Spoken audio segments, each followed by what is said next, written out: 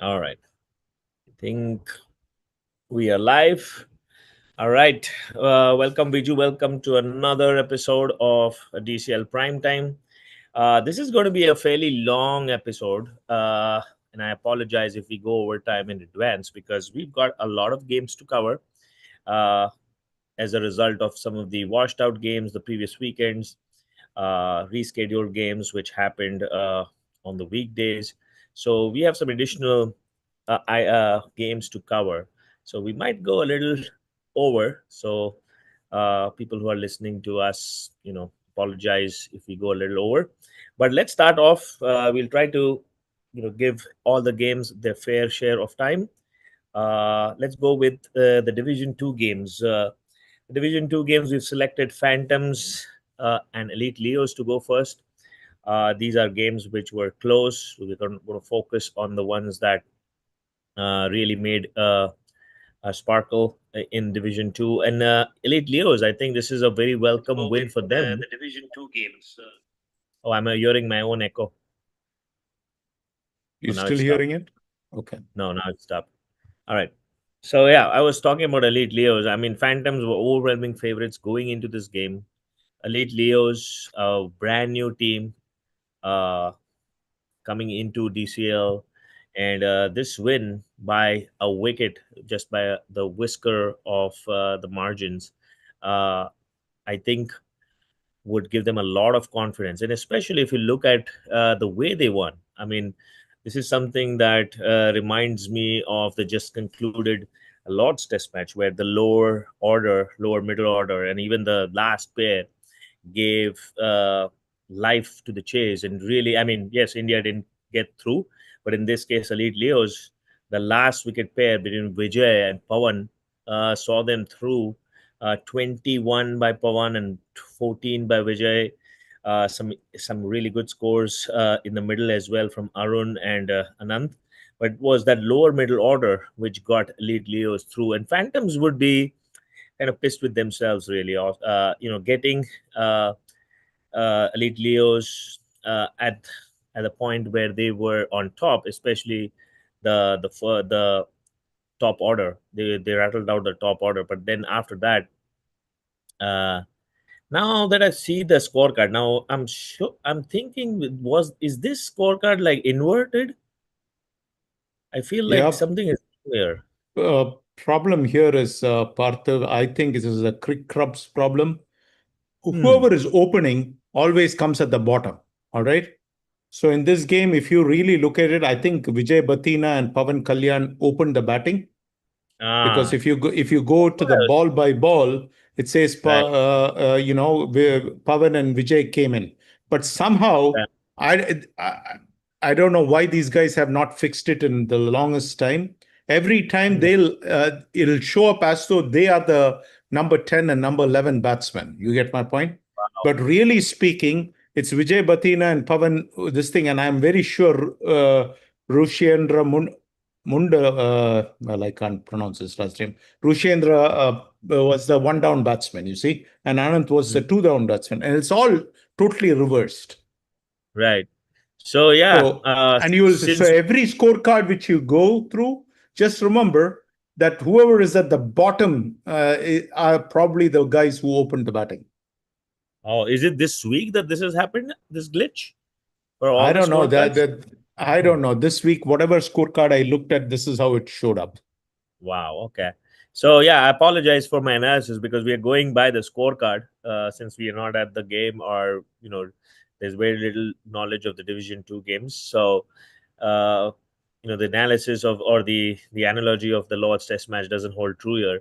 In fact, it's the reverse. The Elite Leos, the top order, actually performed really well to give them a good start. They were at one stage 61 for three, chasing this 90 target, which seemed to be fairly straightforward. But then they lost a lot of wickets towards the end, which made the chase really tough. And eventually they got across the line. But uh, a bad loss for Phantoms. I think Phantoms, we were talking about, their chance to, really come through in the playoffs. But this win will definitely dent their hopes. and hopefully they take it as a one-off loss, but a great win for Elite Leos. Yeah, Partha, this was a shocker because I didn't see this coming at all. But Phantoms had a few problems. First of all, Rajesh was not there. All right. He's a skipper, and I think he gives solid leadership. All right. So you're missing that leadership component, and that is oftentimes, you look at the great players, but really speaking, it's the skipper who makes a lot of difference because every decision is key. Then Rohit Venkatesh, who is their number three batsman in terms of runs scored this season, and Zafar, who is number five on their list, Zafar Mohammed, and Nitin, who Mm. is their number two batsman in terms of runs scored this season. So two, three, and five, all right, uh, did not play this game. And that pretty much meant that the Phantoms batting was exposed like a leaf in the high wind. And now, despite getting 18 extras, they only were able to score 89 runs, and that too, they could only bat 20 overs. Now, generally speaking, these guys have been batting the full 25 overs, but in this game, they were not able to do that. Now, let's give Balaji Ganesh of Leos full credit because he really rotated his bowlers very well. And he kept Murli Damarella, who was the stand-in skipper for Phantoms, guessing, and he put him into a tight spot. Now, if you ask me, Leo started slow. As if Mhm. you really look at it, Pavan Kalyan, I think Yep. there is a movie star by that name, Pavan Kalyan. Uh, he played dot balls to start the innings. So it was the first way over itself. They got a couple of wides, but otherwise nothing came off the bat. And on the other end, Vijay Batina, he probably got mad because he said, you know what, let me show Pavan Kalyan how the job is done. So guess what? The very first ball, he sends it to the boundary for a four. The second ball, he sends it to the boundary for another four. The third ball, he said, I can do one better. And he sends it for a maximum. And the fourth ball, the bowler got the better of him. Then he was back in the pavilion. But 14 runs in four balls, you see. So that got the show started. But nevertheless, probably Vijay Batina should be called Tiger Batina because he was batting like a tiger, attacking every ball which was coming his way. But anyway, after that, the Leos never looked back. Pawan Kalyan, I think, got inspired by that show of effort from Batina that he decided to up the ante. And by the time he finished his innings, even though you had those six dot balls and he started slow, you'll find that by the time his innings ends, it's 21 out of 23 balls. You had five Leos part of in double figures. And if you ask me, the Leos gobsmacked Phantoms into submission.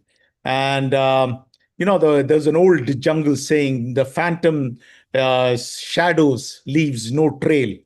Well, that's the old jungle saying. Well, in the DCL jungle, all I can say is in this game, the Phantoms disappeared, leaving no trail as the Leos invaded that skull cave of the Phantom and walked away with all the spoils. And that's the summary of this game. But congrats to Elite Leos. They got I think this is their second win, if I'm not mistaken. I think they already they beat SLCC Guardians, I think, before this. Yep. So they seem to be beating the good teams. All right. So now this is Phantoms and Guardians they have taken care of. So that tells me that maybe the Elite Leos are elite after all. So congrats to Balaji Ganesh and company. I think he led well to get this win. But again, I think Phantoms were missing a few key pieces. But I do not know, Partha, or any top team, if you take, Mhm. if your top guys, three, four guys are missing, it's going to Yep. be a very uphill task, very, very uphill task. Yep. And I think some of that is contributed by the games that happen over the weekdays. I know it's tough during the weekdays to play after work. A lot of people may not be able to come in, so we did see a lot of that uh, in these weekday games as well. I think you So saw that in the knocker game. Deepak Giriappa and Arun Lavakumar did yeah, not play that game, and that severely impacted them because they ended up with a loss there in that game. correct. Yep. The next game we go to is another one of those games that were so hard to call. both Michigan Mavericks and Farmington Risers, they were pretty much, one above the other in the table when I saw them in the prediction, and they're still one above the other, but just that Farmington Risers have been able to put themselves with this win uh, in that 11th position. So they're now the last two teams uh, in Division Two. So they're able to push up a little bit. Get that first win of DCL, which is obviously going to be very very sweet for them. And it was pretty it wasn't like a scrap victory. It was very very comfortable and uh, well thought out victory, I would say. In terms of batting, I would say Karthik and Siam, I think those were the architects of the Farmington Risers chase. 85, 87 is always tricky. We all know that these targets seem to be more difficult than easier. You always want to have a great start. They got a fairly decent start, Farmington Risers, and then Karthik and Siam capitalized on that and made the chase look rather easy. So Farmington Risers winning and registering their first win in DCL. So congratulations, Farmington Risers. Hopefully, this is a start of things to come.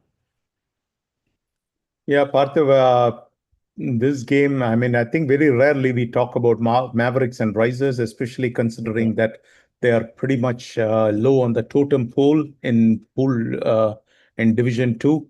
But given that there was no close games by and large all across Division Two, we decided to pick this game and said, okay, let's give some airtime to these two teams. Mavericks won the toss and elected to bat. Mavericks, Madhu Kiran had 22 of 20 balls. And I think Pawan really impressed, 20 of 23 balls. He had no boundaries. That means he scored it the old fashioned way, single doubles. And, that's a pretty good job. And then 16 extras ensured that, if you ask me, Mavericks had a winnable total. All right. So you had a two-win Maverick team going against the Risers, who were the only team which was yet to win a game. But if you ask me, the Risers bowlers led by Arun Kumar, 3.5 overs, 13 runs, 2 wickets. And then Karthik Nalani, who had 4 overs, 12 runs, and 4 wickets. And Venkat Raman Kota, who had 3 overs, 7 runs, 2 wickets. Those three bowlers were on top of the game, and they restricted Mavericks. And the next thing you know, when the Risers batting happened, Karthik not only had a whale of a game, Partha. I mean, he was a phenomenal game, this one. 42 not out in 65 balls. He was rightly judged the man of the match. He was given good support by Sham Kuramasetti, 18 runs in 27 balls. And there was only 5 extras bowled by Mavericks. So Mavericks really did not defeat themselves. But at the end of the day, if you ask me, the batting of Karthik and Sham got the job done for Risers. Now, Azad Mohammad Sheikh, he used his bowlers. He was the Maverick skipper. He used his bowlers well, if you ask me. Pawan bowled 5 overs, 13 runs, no wickets, and Anshwan Tripathi, 5 overs, one made, and 10 runs, 1 wicket. Those two guys, basically in their 10 overs gave only 23 runs. They kept Mavericks in the hunt, and they ensured that there was no bonus point for the Risers. So at least Mavericks were able to secure the bonus. But I have to give credit to Vijay Kakamani of Risers. When a bowler did not work, Partha, and I think many teams, including Division 1 teams, can learn from him. When a bowler did not work, it was one and done. That's it.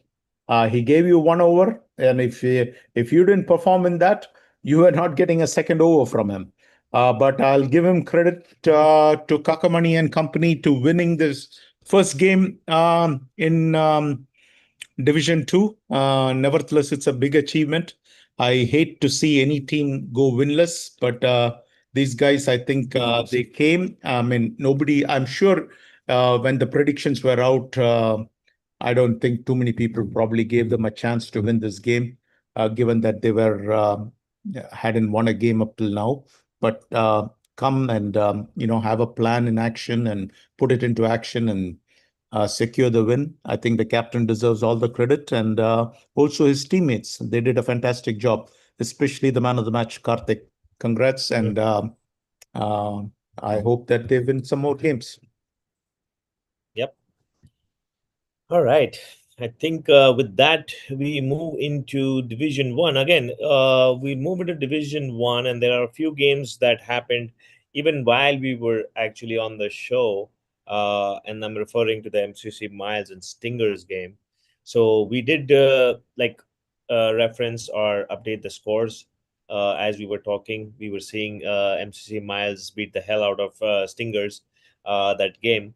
MCC scoring 137 and then uh, finishing off Stingers in no time in just 11.5 overs, 38 runs all out. But it was a superlative Miles batting effort, and that was something that we were used to in the past, where we used to see all these big scores posted by MCC Miles. And this time around as well, I think the batting put their hand up. The likes of Chenna, Jaswant, Hemant, Funny, Praneeth, all of them contributed. I mean, once you see a scorecard with a lot of these double digits, especially in DCL, and that too in quick time. I mean, if you look at the strike rates, they were all in that higher hundreds. That does definitely bodes well for MCC Miles batting, coming back into some sort of rhythm and some sort of shape. Stingers, on the other hand, I think their bowling didn't come through really. I mean, if you look at it, all the bowlers, they were leaking runs. Apart from Dinesh Ravi, who I am surprised that was not given the full quota of overs. Every and even Jichin, both of them were the most economical bowlers, and they were not used the full 5 overs or even more than just the 2 overs or 3 overs they bowled. So everybody else was kind of on the expensive side. And then on the batting side, Stingers, I feel are still kind of learning the art in Division One. They're not there yet. They've been losing a lot of matches on the field, and then they've been trying to get some points off the field by complaining to the committee. So they've definitely earned some bad name off the field with what's going on. It's still something that is going on, so I don't want to get into too much details, but I'm hoping that wise heads and wise thinking prevails. But this was a superlative effort by MCC Miles, which revives their playoff chances, puts them in that mix, the 5, 6, 7 spot mix between Legends and Dynamite. So a great win for MCC Miles. Yeah, Parthiv, I mean, I think Miles dominated completely this game, right? I mean, there was no comparison. And I think Stingers, as you rightly said, Parthiv, I mean, you saw how many comments have been coming against the Yep. Stingers team and specifically the Stinger skipper. Now, I remember 2 or 3 weeks ago, I was giving Stingers high marks for coming out and, fighting hard and playing the game the right way.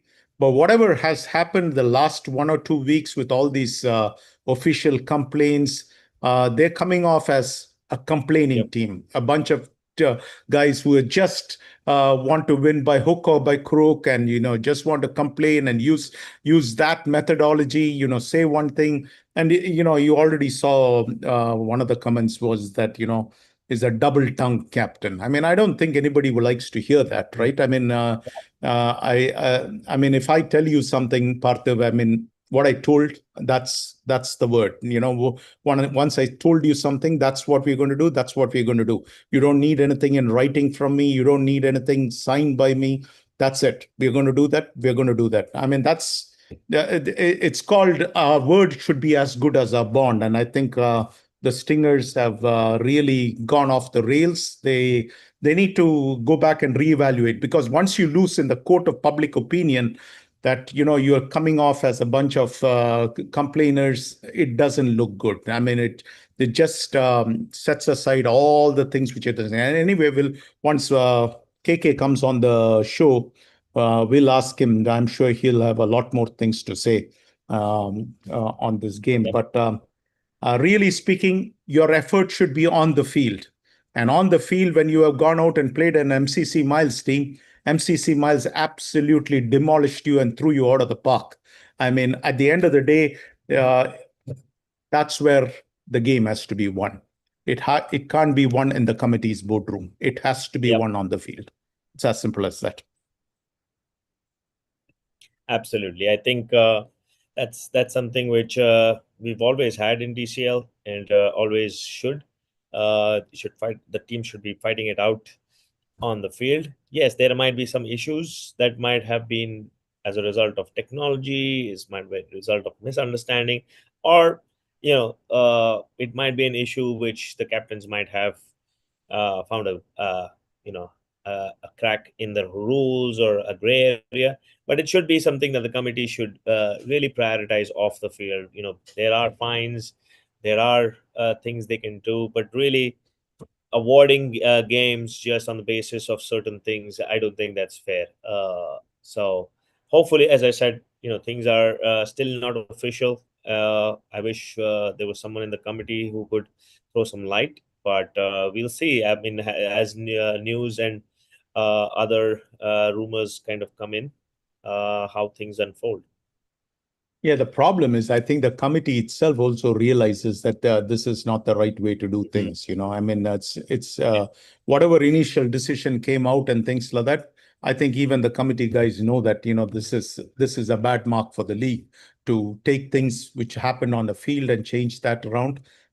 We have never done that in the history of the league. The only time we have ever done that was once when Megabytes and GLCC, and that was because Megabytes played a player who had already Right, played for GLCC. Now there the rule book is very clear, as to what would right, happen, and that too they changed the name and things like that and tried to get that this thing happen. But other than that, we have never changed that, and I think we would be setting the wrong precedent. And I don't think anybody would respect a team which wins in that way, wherein you're trying to win it off the field rather than anything else. And I don't know, Parthiv. I mean, in all the years I've there, I have not filed one official complaint. I might say that I'm going to file it, but I have never right, filed it. Because at the end of the day, in the heat of the moment, you might say a few things, but once the game is over, you realize, hey, what stays on the field should stay on the field, and we really don't. The committee has a lot of other things to do. Not keep being bogged down by official complaints and run investigation after investigation. right. And I think even on the in the international arena, if you see there, I mean, there might be the instance, but it's very rare that you see a team being docked of points in a tournament or something to that nature, unless it's an abandonment or where a team doesn't want to travel or a team has because of whatever political issues that might be there.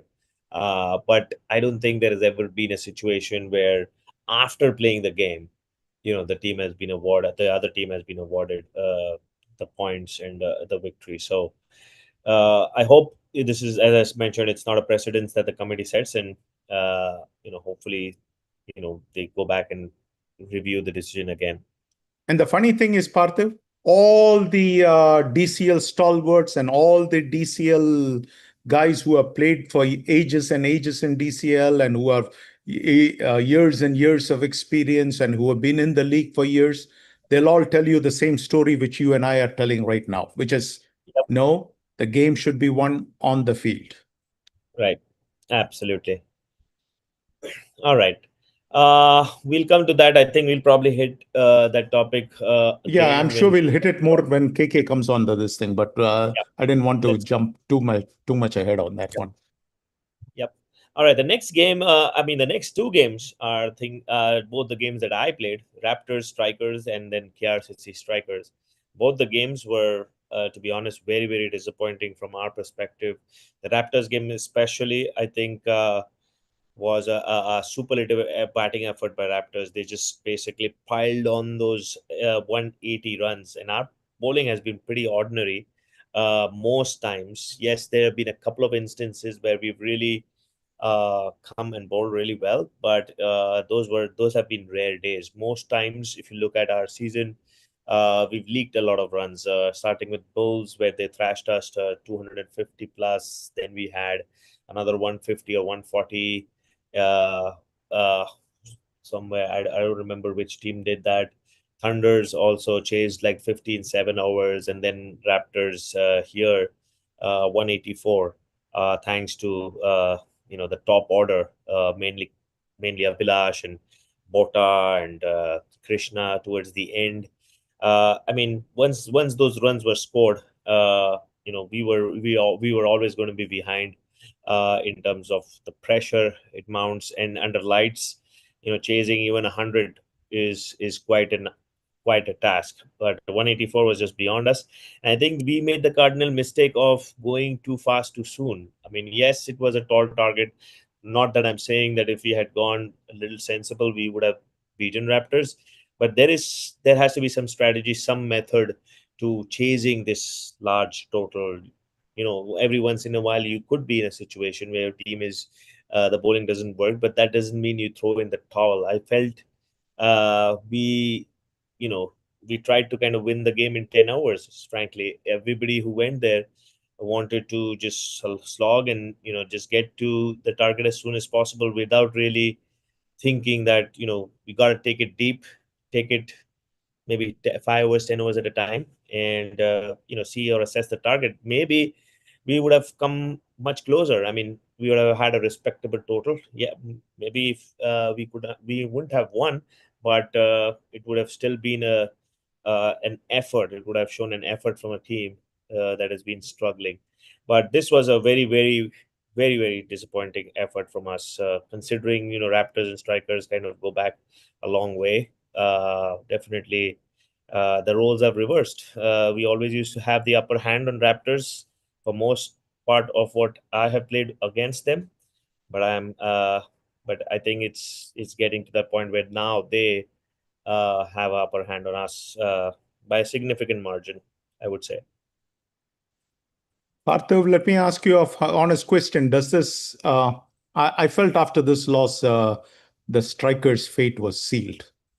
Your Hmm. thoughts on this? I mean, Yeah, I don't see the strikers escaping out of, especially considering you're in murderer's row, all right? And I yeah, all honestly feel that Pool B in Division One is the tougher, even though at the start of the season I heard some people saying that Pool A was the tougher one. I always felt that Pool A, you had five or six teams who would separate themselves from the other three, four teams, and I think that's playing out exactly as I thought it will play out. But I felt Pool B, everyone was a dog eat dog kind of a situation, and there is no easy game, is what I felt. And I think yeah, strikers are finding it out the hard way because, yes, you have a win against GLCC, but then when you come against Raptors, it is just yeah. absolute decimation. But after losing by this margin, I felt that strikers' fate is pretty much sealed. But Correct.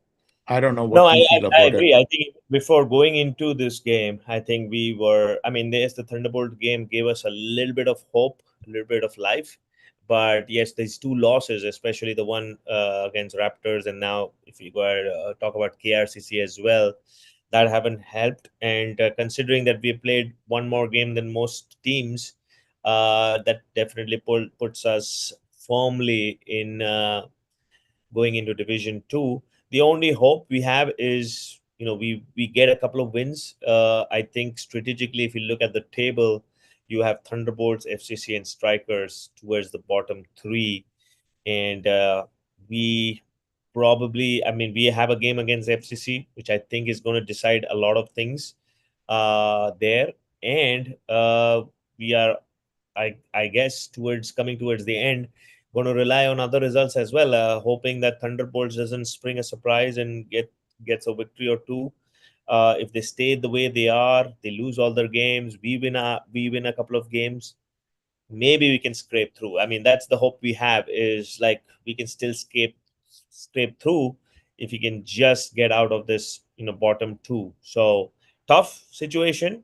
To be honest, I mean, we deserve to be in Division Two. To be honest, even if we scrape through and stay in Division One, I think, to be honest, we deserve to be in Division Two. And I feel that's an honest assessment which I've made with Sujay, captain as well, because I think even next season, even if we stay in Division One, I think we're going to have a struggle unless we get time to rebuild. And maybe Division Two is a way for us to rebuild, get back. and maybe get some players to try out. And because in Division 2, Division 1, I think the pressure doesn't allow you to do a lot of things, experiment a lot, which I feel Division 2 might help us in that, from that perspective. But I think challenge for Partho is also going to be how much is the commitment level. Yeah. That is something which has to be a honest assessment has to be taken as to, Yeah, hey, and I what is think, the commitment level? And if the commitment level is not there, and every week it is three, four, five new players, it's yeah, to it be just honest, yeah, is. I think, as I said, I think most of us, like, I've already mentioned this is going to be my last season for Strikers. I think Kapil is probably at the same, if not officially, but I think he's at that point as well. So there are quite a few of us who are probably not going to be around too much, and that, I think, with the commitment, I feel it's has to be the younger guys who have to show that level of commitment and build this team going forward. Otherwise, yes, we might show up, but it's just the bodies who are showing up, between the guys who are like 40s, and we really need some young guys. I mean, we've talked about how we haven't been able to kind of transition away from the guys who were there to some of the new guys. And to be honest, even the new guys who we've got haven't really stuck around or haven't really performed to the level which we were expecting. So hasn't been like a great recruitment strategy as well.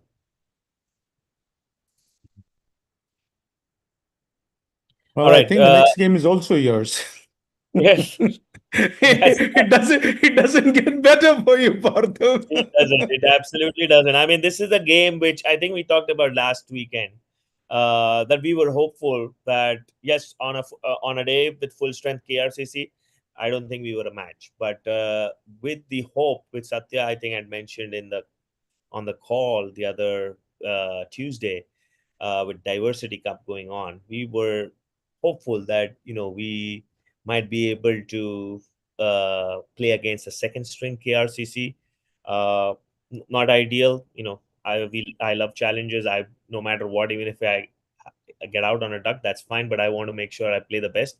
But considering the scenario which we are in, I would take that any day. Like if I can get some cheap points, and help the team in that manner, might as well. So we were hoping that KRCC doesn't show up. Yes, they were missing quite a few players, but they had there are 4 or 5, 6 core players there who were enough to get past us, especially Tamim. I don't know what he has against us.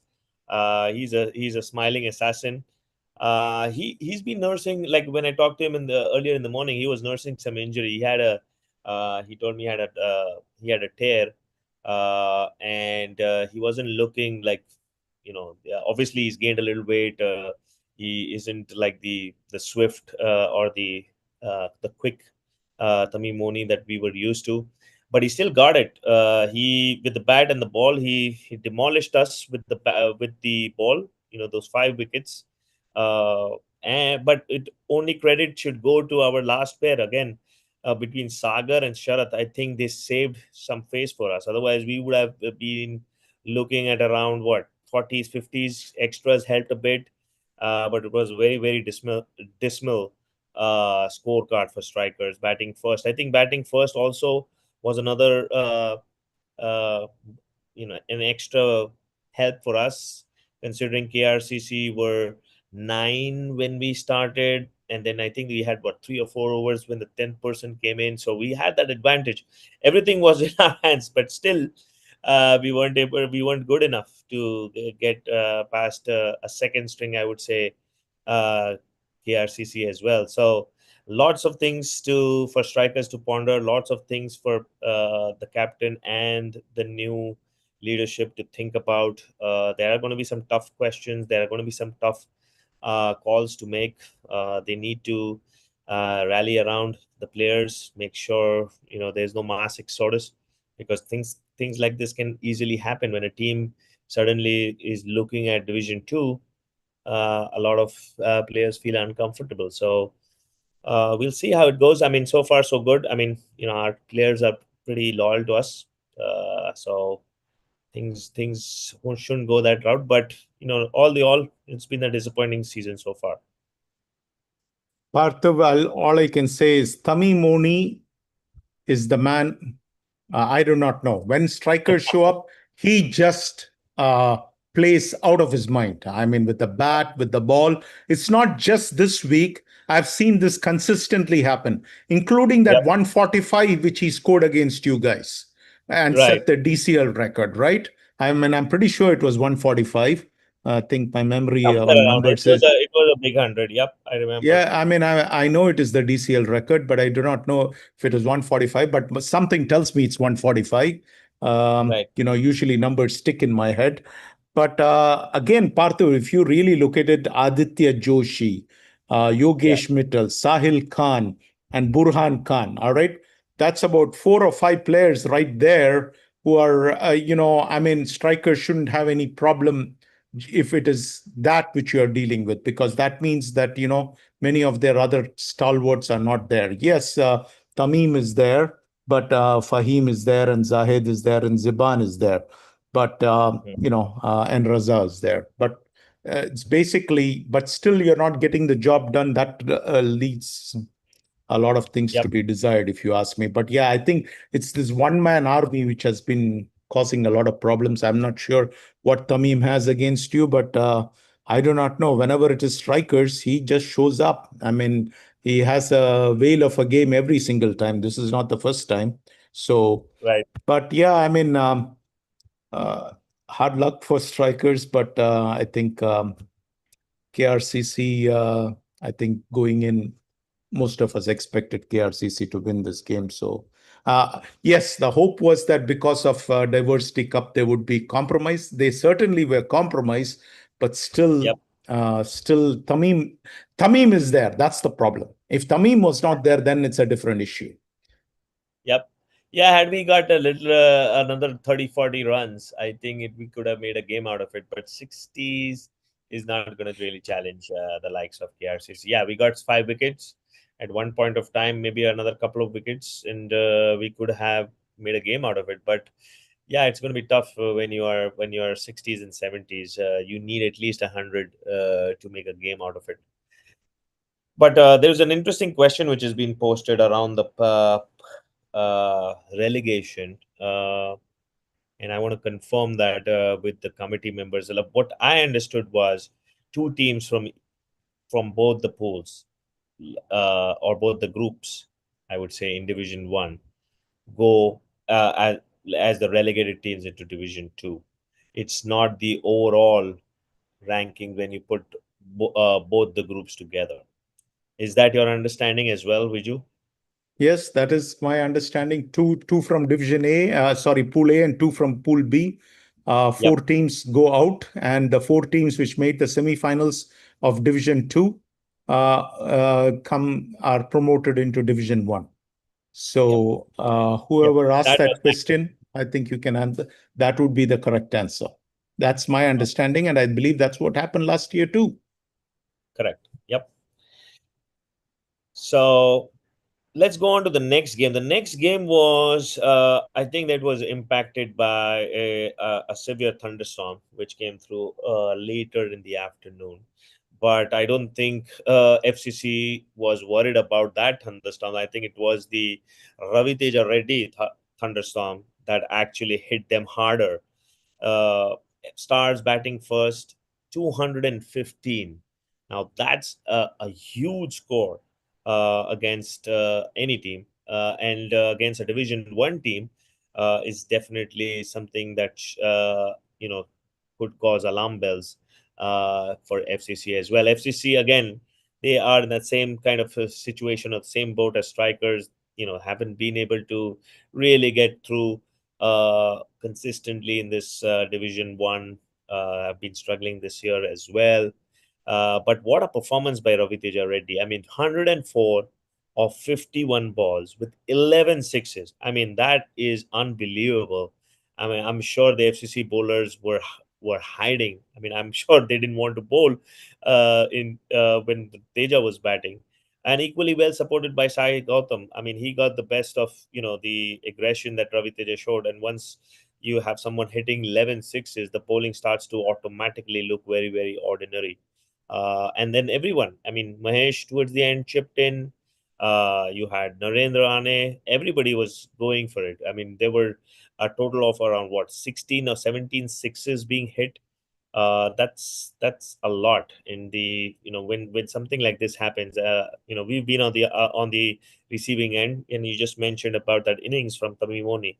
It's a hiding. I mean, you are trying to hide in the field. You just don't see anything working. You might try different options. You might try different bowling options around the wicket, over the wicket, but it's just their day. I mean, every ball or every over that you are sending down is not working, and this was another one of those where FCC just didn't have the answer. And then coming toward the batting, chasing 215 was always going to be tall.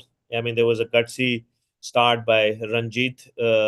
He's 37. He tried to really go and push towards the target, but it was always going to be tough. I mean, FCC would say that they were in a good position at 12 overs with 67, but we all know, I mean, chasing 215 was always going to be almost impossible for them. Yes, they might have had a face saving innings in the losing cause. They could have come close, but I really doubt if they were going to overhaul the target. So a great win by Stars, and as we had predicted, Hari is getting the team together just in time to make sure that they are not too far behind in the pool table. Yeah, Parthiv, on any day, Sai Gautam, 58 out of 57 balls would get a lot of credit. But when Ravi Teja scores 104 not out in 51 balls with 2 fours and 11 sixes, it's like the sun and the moon. You see, the moon is great at night, especially on a full moon day. But in the presence of the sun, you know that the moon becomes just an afterthought and it's only reflecting the glory of the sun. And sure enough, in this game, you know who was the sun and who was the moon. Yeah, moon is Yep. great, but the sun is far greater. And stars, if you ask me, have a superstar in Ravi Teja who did an absolutely phenomenal job. I think he made up for everything which he did not do in the previous game. Now, this is where I think great leadership comes into focus. Because remember, in that game, what Arun Lavakumar did, he held Deepak Giriyappa back and waited till Ravi Teja came in and then Right. unleashed Deepak on Ravi Teja, and Deepak got the job done. And that, Yep. if you ask me, was the ball game. Once you got Teja out of the way, then the dam is at least cracked open, and you just have to break it open now. But anyway, Stars are on their way to a playoff spot. I am very sure at the beginning of the season, I think somewhere on this show, somebody said that they doubted it and that, Stars might not make it. But even at that time, I was very adamant that I would never doubt an all-time great. And I think that Stars Hari Parankosam is one of the all-time greats in terms of team construction. And I never doubted it. I felt that he was going to somehow figure something out. And sure enough, in this game, it all came to fruition. FCC will want to forget this game in a hurry. Now, watch this, Parthav. Look at the scorecard 215 for 4 versus 67 for 3. And it says the winner is Stars.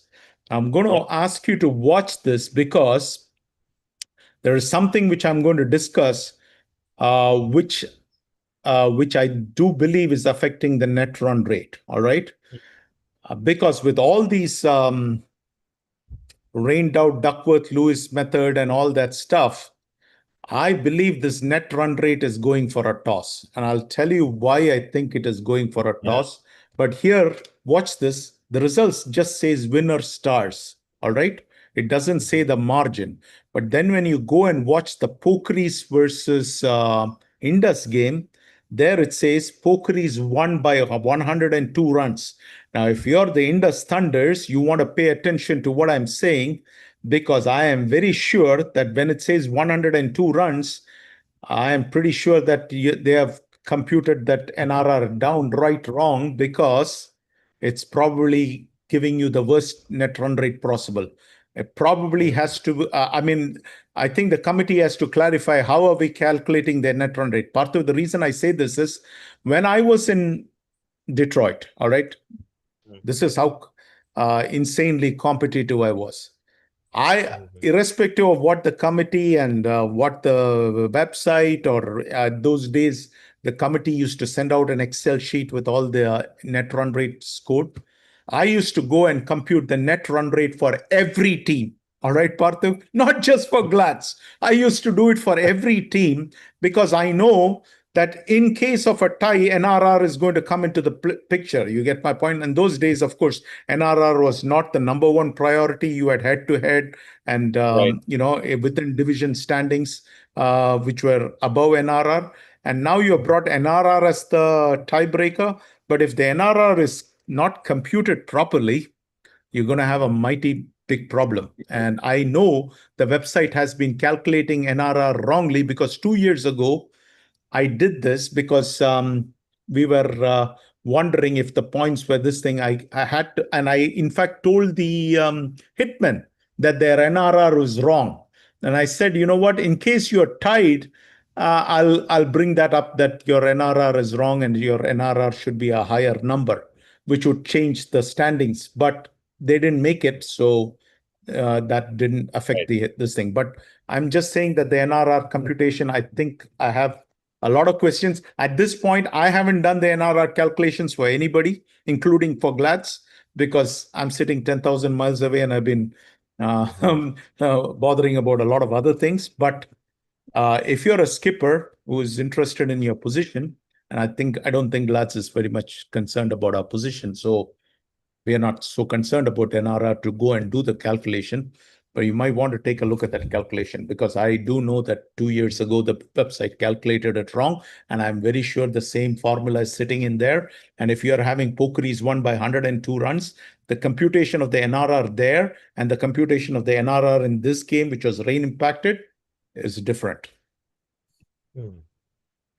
Yeah, I think I don't think people are paying attention to it today, but I think No, yeah, it is going to come to bite you later in this thing, especially when there are points which are tied. So all these teams which are sitting at tied points, they might want a clarification. And I am sure none of this is discussed in any of the other shows because none of these things ever enters into the head of almost right, anybody, you see. But I'm pretty sure that you need to get that clarified right away before we get to the end of the season because better solve it right now rather than reach the end right. of the season and find, oh, that's not true.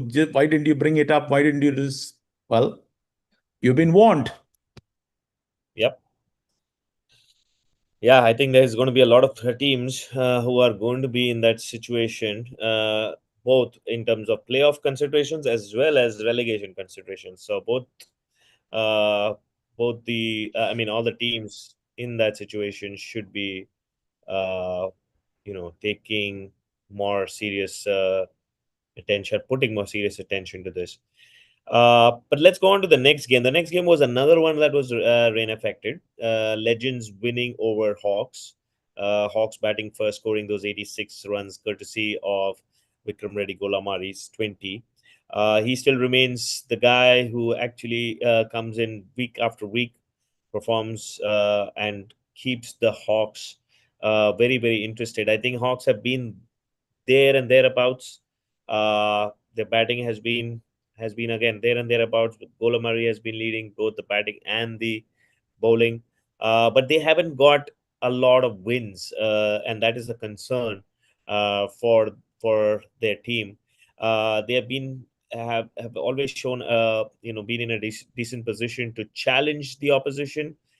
They haven't been able to get through. They've always been at that in the situation where they have got a decent score or they bowled decently, but just to get across the line. And a perfect example is the Glads game the other weekend, where they could have easily won the game, but they chose not to. Similarly, I think there was another game before as well where they were in that winning position and then just couldn't get uh, the wickets towards the end, where they could have made a difference. But in this game, I think definitely, I think they were below par in terms of the score. And then when Legends started, I think they looked very confident right from the start. Good to see Armendra Bahubali, or Bahubali, back. Swarna coming alongside him in the opening position. And finally, I think the Legends, with the inclusion of Armendra, definitely looks like a team that is now kind of starting to take shape of what we have been used to with the Legends team. I mean, the likes of Narne and Praveen, and with Amar coming back, Swarna's inclusion, definitely a force to reckon with now. Arthur, I'm not sure if I fully agree with all that which you said just now about the legends, because I do not know. I'm a little confused about the legends. In this game, yeah, sure, they won this game. But again, watch this. It says winner legends, all right? It is not saying legends won by such a big margin. But when you get to the Pokeries game, it says Pokeries won by 102 runs. That tells Hmm. me that the Indus is getting the raw end of the deal in that particular game. It should have just Right. said Pokeries won, because that was also what is that? Anyways, we'll get to that game, but uh, that game also, if I'm not mistaken, did not complete, right? But Yep. Pokeries were well ahead. So sure enough, they would have won the game on Duckworth and Lewis. But the thing is, it shouldn't be by that margin. That's what I was trying to get at. But anyway, Right. in this game, 86 for 7 in 25, Parthiv is decent. But if you ask me, it also means you need to make some breakthroughs, right? Amar batted very cautiously, Mhm. and 50 for 3 in a rain curtailed game pretty much ensured that the Legends won. Again, if you ask me, as you rightly said, Vikram Reddy Golamari has been very consistent, especially with the ball. He's been consistent with the bat too. But there is no partner for Vikram Reddy Golamari. All right. So Yep. in the game against Glads, Shashank was a good partner for him. All right. But in this game, Shashank bowled well against Glads, but this game he went 2 overs, 13 runs, 1 wicket, nothing phenomenal. You get my point? And that's not going to get the job done when you're just chasing 86. Now, at least three bowlers, if you ask me, Partha, when the score is around the 85, 70, 90 run margin, at least three bowlers have to bowl at 3 runs per over or lesser than 3 runs per over. In this game, Vikram Reddy Golamari is at 2 runs per over, while everybody else is 4 runs per over and above. If you ask me, the biggest loss for Hawks is Naresh Arakat. When he was there, well, now you had, Yep.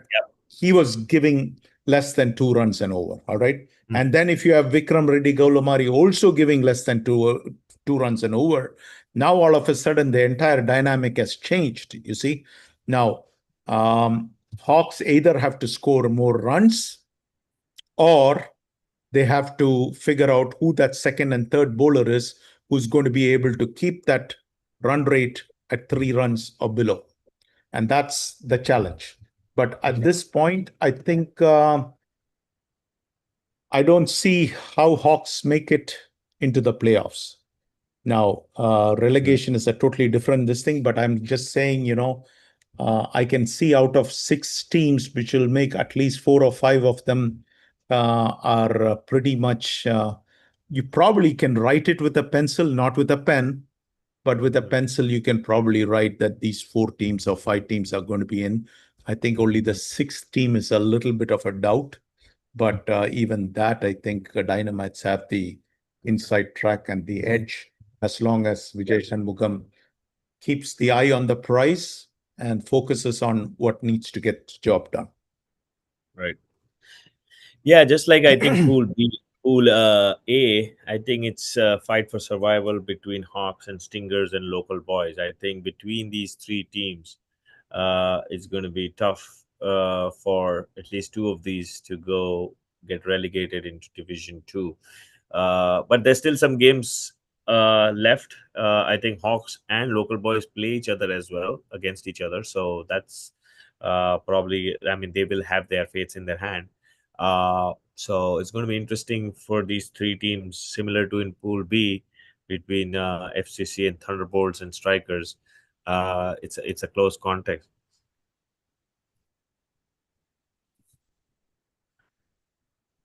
All right, let's go on to the next game. The next game is the game MCC Miles and Gladiators. Something that you would be pretty relieved and pretty happy with the performance after the Hawks game, which went very close and too too much for comfort. I mean, this was a comfortable victory for you, for the Gladiators team. Anup again carrying his bat through the innings, carrying on from last weekend, where he made sure that Glads get over Hawks.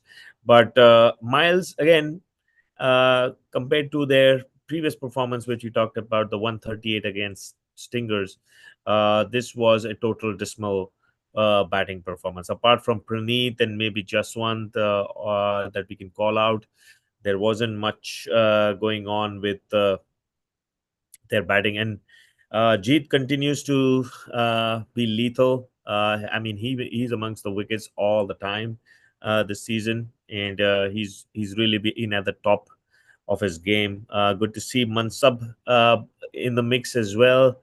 As Glad starts to think about their strategy for playoffs, I think Mansab should be a key feature. So bringing him into the mix and using him well is going to be one of the keys. I always mention, I feel like those kind of players, those talisman, need to be used very, very intelligently because they are game changers. Yes, they might not play consistently the 12 games or the 13 games in the season, but you know very well that they can change the game if it's their day. So one sub is one such guy who I always feel on his day he can change the complexion of the game. But coming back to this game, I think again, it was pretty easy, one-sided game, and five comfortable points for Gladiators.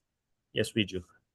Yeah, Parthav, in this game, there was a switch up. If Satya was here, I would have asked him, why did he do the switch up? Because in this game, you'll find that Shan and Mansab opened the bowling. And I'm telling you, I sitting 10,000 miles away, I'm telling you, Mansab bowled absolutely fantastic.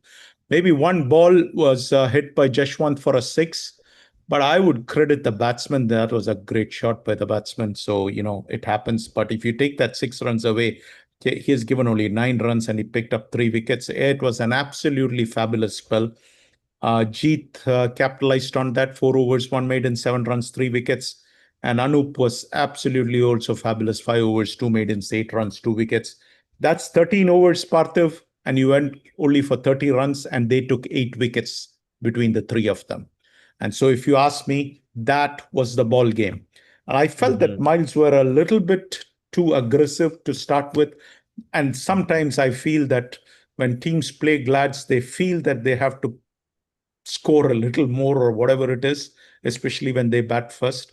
They feel that they have to, I don't know, score um, a certain number which they have in their head, which probably might be a lower number against somebody else. But I mean, if you take a look at the Hawks game, it was a 70-run game, and we struggled with that. Right. So we should have lost that game, but for Jeet's heroics. But I'll tell you, Mansab was absolutely fabulous. If you are asking, you are saying that some people should be, he is 100% committed to winning the DCL title. I mean, you have to believe the kind of effort which he puts in. He comes on game day. I mean, as a skipper, you wouldn't want anything more from your star player. Right. He's a superstar, always has been a superstar. He's coming out and performing. But what I would say most people do not realize is he's a fabulous teammate. And the guy is willing to do anything and everything. And if you want to see the effort which he puts in, go and watch the DCL final, and you'll see that, you know what, the effort he put in to save 1 run. All right, that ball was going to the boundary, and you will see that he chases that ball and somehow, saves it and throws it back in. That's the kind of effort which he puts in. Um, Yep. I still pinch myself that we got Mansab, all right, and nobody else got Mansab, Well, all I right. think there were some stars got aligned. Huh? Well, Mansab is a character, but let me tell you, we are glad to have him on our team, and I do not know why the Sterling strikers couldn't get it working, but let me tell you, we have had zero problems with Mansab, and Mansab has been like working like a charm and a dream for us. And so, again, sometimes it's management, sometimes it is, um, frank exchange of ideas and opinions and things like that. He gets to do that with us. We respect him and he respects us. So it works both ways. But yeah, he was fabulous in this game, but Jeet was fantastic. I think Jeet is leading in the MVP race also, if I'm not mistaken. I think I saw that and took a, a screenshot and definitely. sent I it think to. he's just a wicket behind Golamari. I was just looking him up. He's a wicket behind Golamari in terms of the bowling. I haven't checked for the overall MVP, but yeah, he should be pretty close if he's not at the top. Yeah, well, Rahul Chenna needed his number is 112. All right, Parthu. And that 112 is the 112 he scored against Glads some years ago. All right. And if you ask me, Yep. that is the greatest T ball innings I've ever seen in DCL till today. I have not seen a better innings. All right. I mean, that was in a chase. I mean, you were chasing what, a 198 or 200 or something like that. And he put 112 on the board. But that game, he came 5 down or 6 down or something like that, and worked with the last man and got Miles over this thing. So he still has that 112 number. And every time I see that 112 number, I'm reminded of that 112 figure. But Miles needed that kind of a number in this game if they had to win this game. But the Glads bowlers, these three guys, Mansab, Jeet, and Anup, made sure there was no repeat of that. And Parthav, I'm telling you, Rahul Chenna hit a fantastic shot of Satya. I thought that was six. All right. The moment it left the bat, I was pretty sure it was six. I think the batsman thought it was six. The bowler also, Satya, was pretty sure it was a six. But Naeem Afridi is one of our best fielders. All right. And if you ask me, who is the best fielder I have ever seen in his prime? I'm talking about prime, all right? In prime, Naeem Afridi is probably the best fielder I have ever seen in DCL.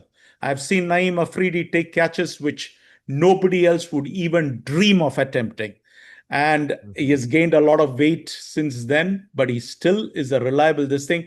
And judging by Rahul Chenna's reaction, after that catch is taken, you can't see it in the video, and judging by the Glad's team's reaction, even the bowler is like, Satya is like, okay, glad that was a wicket. Somehow this guy pulled off a stunner. The batsman couldn't believe it, the fielders couldn't believe it.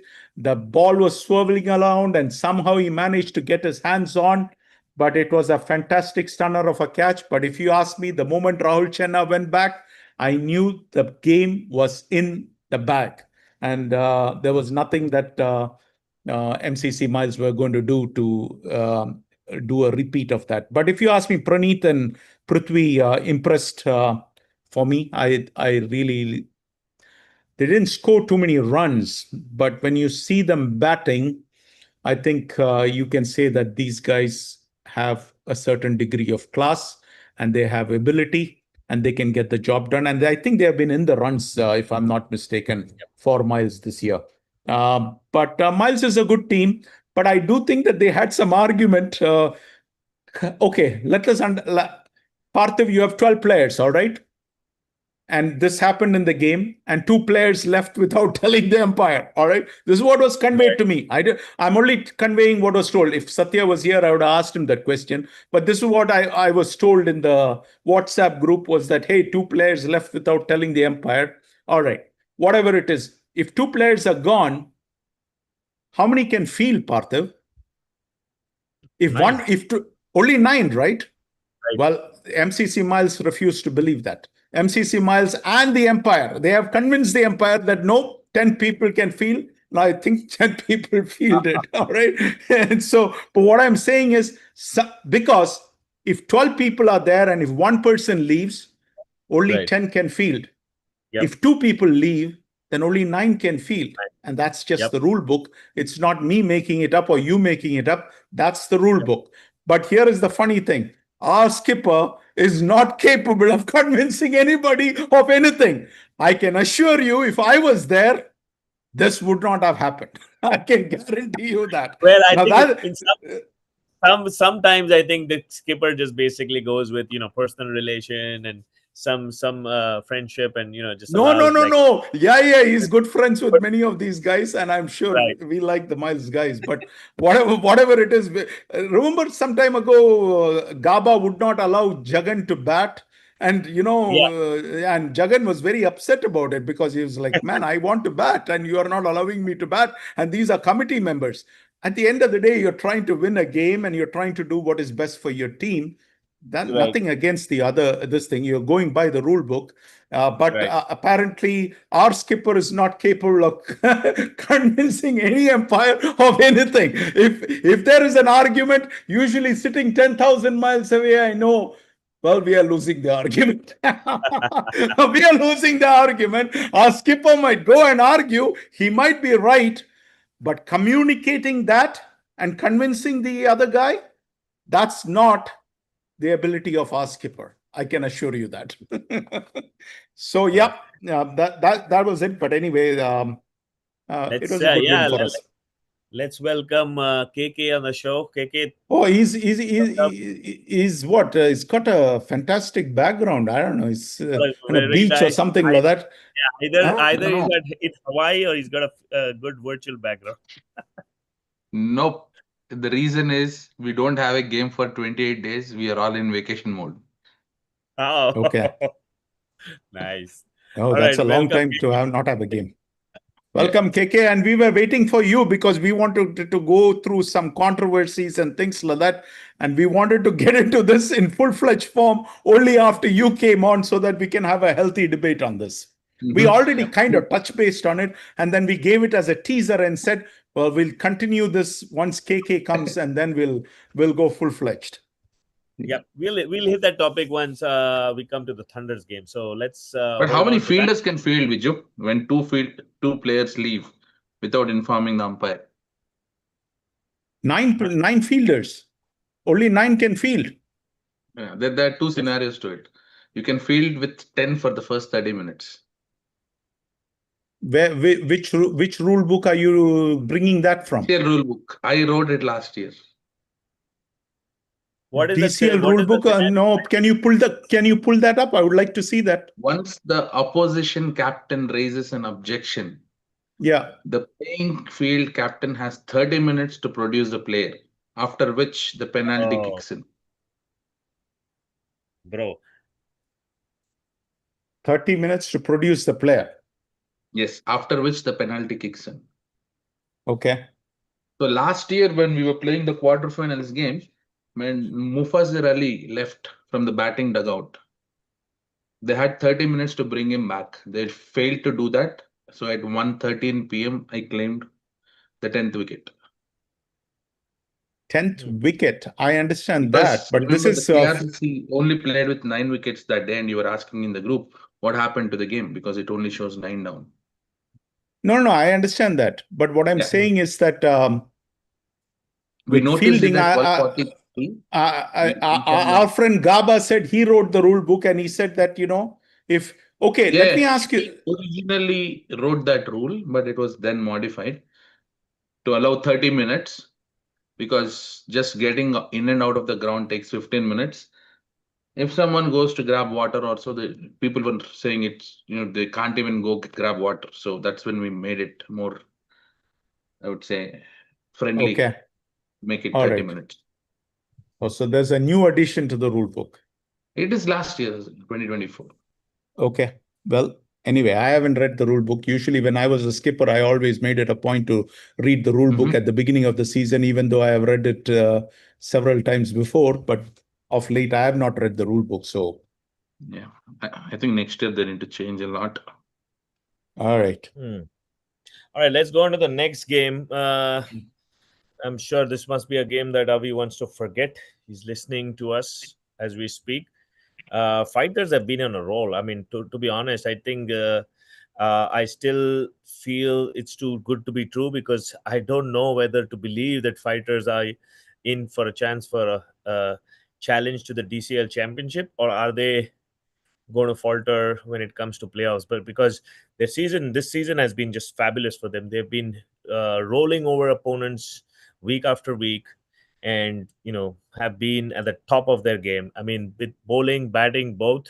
It's been a very, very comprehensive set of victories for fighters. And this game here again, Ravi Tej Pujari, Mahesh Babu, setting the platform for a big total. The Thunderbolts being generous, giving those 20 extras. And once they got that 155, there was no way in the world fighters were going to let this go through. And, they pretty much demolished Thunderbolts in 11 overs. I mean, that's something that Thunderbolts need to be at least be doing, is play those 25 overs. Yes, they might not have chased down 155, but again, that would have been at least some consolidation or consolation to playing those 25 overs and being able to test yourself against some of the great bowling that fighters have. I think I was also surprised by the bowling. I think Amit Sivarai, I think he was in Canton Hurricanes before, and I have seen him bowl, but this was a extraordinary effort, like 3 overs, 5 runs for 5 wickets. I don't know if I've seen him bowl that well before, and this was a great effort from him, getting 5 wickets for just 5 runs. All in all, I think personally, I feel this defeat for Thunderbolts gives us at least some chance that there's some way out of this rut that we are in. But to be honest, I think fighters just are on a roll. I mean, anyone that comes up against them, and we are going to play them next this weekend, it's going to be very hard to beat them. I'll go Parthu, with KK Ravitej. first. You want to go give him a chance?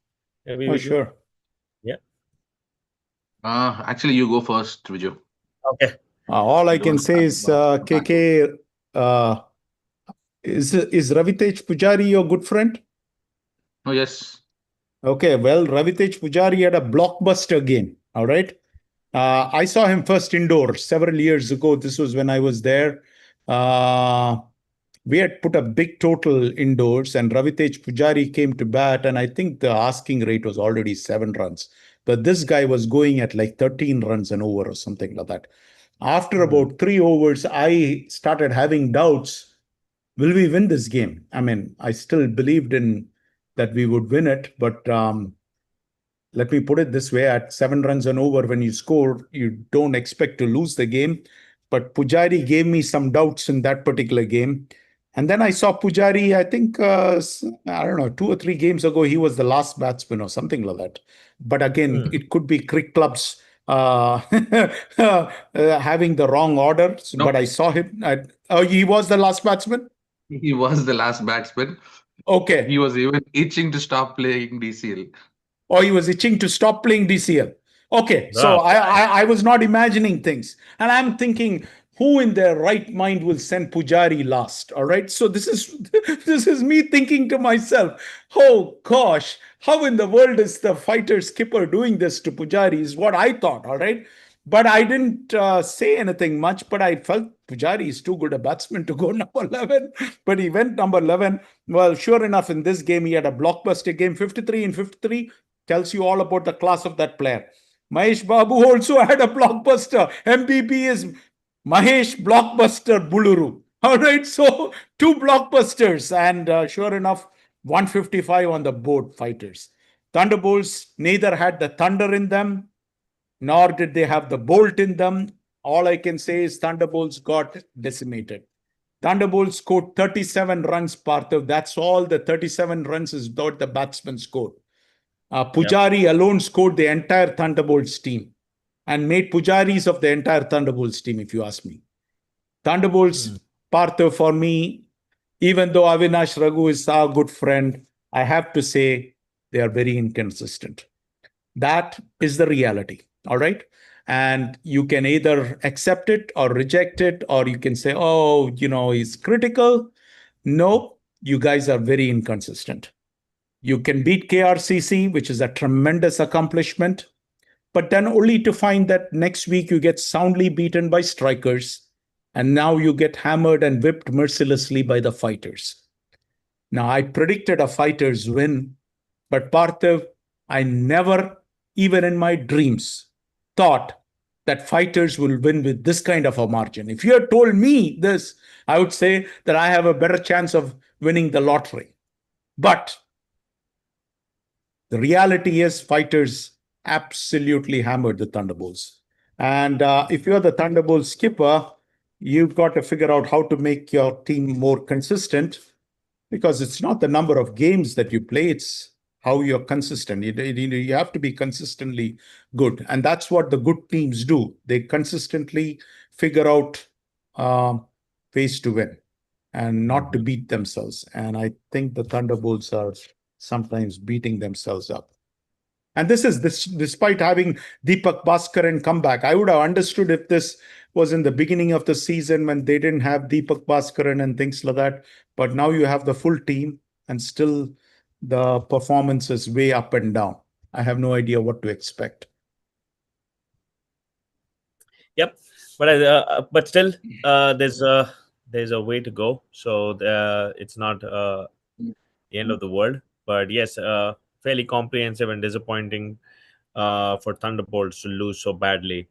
Another game, the next game which I'm going to cover, the Titans versus Bulls. This was another game which I felt was pretty disappointing from a neutral perspective, because I felt like this was the game of the week for me, showcase game of the week between Pokeries and Thunders and Titans and Bulls. I think I would have picked Titans and Bulls because I feel like these are the two upcoming teams who have been consistent this last 2 years, and I would love to watch these teams that are now bringing up their team names. Thunders and Pokeries, we've all known how good teams they are, but this is the new block, the Titans and the Bulls. And looking at the scorecard, I wish Gabaji was here to explain, but he's enjoying in Aruba while his team is finding some difficulties here. I think the Titans, apart from Gaba himself and Ishan, there wasn't much of batting to call out. Praveen Dige, I think he's key to the batting efforts, and he's kind of a no-show in the last few games, which is a problem for Titans, because I think he started off really well at the start of the season, and then last couple of games, or 2 3 games, he hasn't really been consistent, which is causing Titans some heartaches. But on the other hand, Detroit Bulls looks like a well-oiled machine. Really, I mean, their batting, bowling, all looks on song. Tanmay Zante, he's the exact mirror image of I would say Praveen Dige. I mean, what Tanmay Zante is doing this season is what Praveen Dige did last season. So very consistent, always amongst the runs, and he's been equally supported by a lot of other team members like Gaurav and Omkar and Nikhil. Yes, Omkar failed this game, but he's also a very consistent performer. But I would say Titans, very disappointing seeing them score only 59 runs. And even though they are a bowling unit, they have a fairly good bowling unit. That wasn't going to be enough. So good win for Bulls. They continue their merry ways, and we'll see how Bulls fare the rest of the season. Parthiv, this is the battle of the top two batsmen in the league. It went Yep. in Tanmay Zante's favor. Tanmay is number one, and I believe Praveen Dige is number two. But I have Yep. to correct you. Praveen Dige has not been clicking, but he did click in the Legends game, because in that game he was the top scorer. I think he scored 45 or 45 or something like that, and he set up the big win for Titans against Legends. This was probably just 2 or 3 days ago, so it might have missed your Okay. point of reference or your viewpoint. But Yep. I have to say, Gaba can't be happy, all right, because Yep. in this particular game. Tanmay Zante did well. Nikhil Sunny was a good sidekick for Tanmay Zante. But Mhm. Gaba is a smart guy, and he knows. He's one of the shrewdest captains, and a lot of times he gets his team a win through the decision which he takes, or being aware of the circumstances, the rules, and you can't really sneak something past him.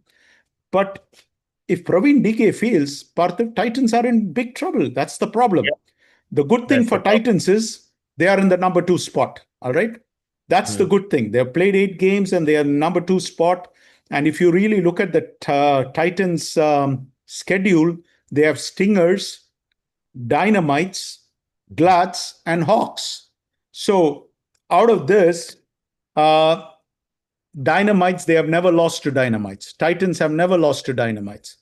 And well, I don't think the Stingers will be able to uh, run any official complaint and win against Titans. And and with regards to Hawks, well, uh, Hawks will have to figure something out. Otherwise, they're not going to be able to pull this out. So there's a good chance that Titans could end up with the number one spot or the number two spot in Pool A because they have a very favorable schedule. Whereas Bulls, on the other hand, they have legends. That's not a pushover game. That's a 50-50 game. Stingers, all right. Dynamites, Glads, and local boys. So slightly tougher schedule than what our friend Gabaji has. Both teams, if you ask me, are in a good place with regards to schedule. They both have got sufficient points. So I think if they get one or two more wins, they would have pretty much locked their spot in the playoffs. But whatever our friend Gaba is seeing in the Bulls game, that should bother him. Because if I were in issues, that would bother me because one game I'm scoring runs. When Praveen Dige is scoring, I'm getting the job done. And then I run into a team like Bulls and it looks like I can't get anything done. Because remember last year, Partha, what was they had the number one seed and they ended up on the side where none of the former champions were there. They had an easy path to get all the way to the finals, and yet they run into who is the Stars, I think, in the very first round, and Stars beat them. And so, if you don't want a repeat of that, they'll have to go back and look at it as to what do we need to correct. But I think it's on the batting end, they have some severe problems. You're muted, Parthiv. Yeah, I agree with your assessment. I think Praveen Dige is key for the batting. I mean, just looking at the scorecard, I don't see anyone in that same pedigree of Praveen Dige there. Yeah, there's some support roles. Gabaji himself will have to play that support role to make sure that he holds that batting effort. But, apart from Kalyan, there isn't much that I can say there's batting depth for Titans. I think they are a very strong bowling unit. They have good bowlers, good DCL conditioned bowlers in the form of Ronnie and Parag and Gabaji himself. But is the batting which I think lacks that consistency. So if Dige goes out early, which happened in GLCC, but I mean GLCC couldn't get the better of them. Uh, Titans do have a problem. Anything, KK, you want to add on this? Bulls, Now you know Titans? why I danced when I said Diggy is gone for zero. First ball. But yes, that day I think they were able to recover. But come playoffs, it'll be different. Right? Teams will come with their full squad, Mhm. full bowling lineup. I think pretty much what Viju said is right. Titans batting is vulnerable, especially when it comes to knockouts. Mhm. And in league stages, you will not have the opposition batting with their full strength, be it bowling or their batting.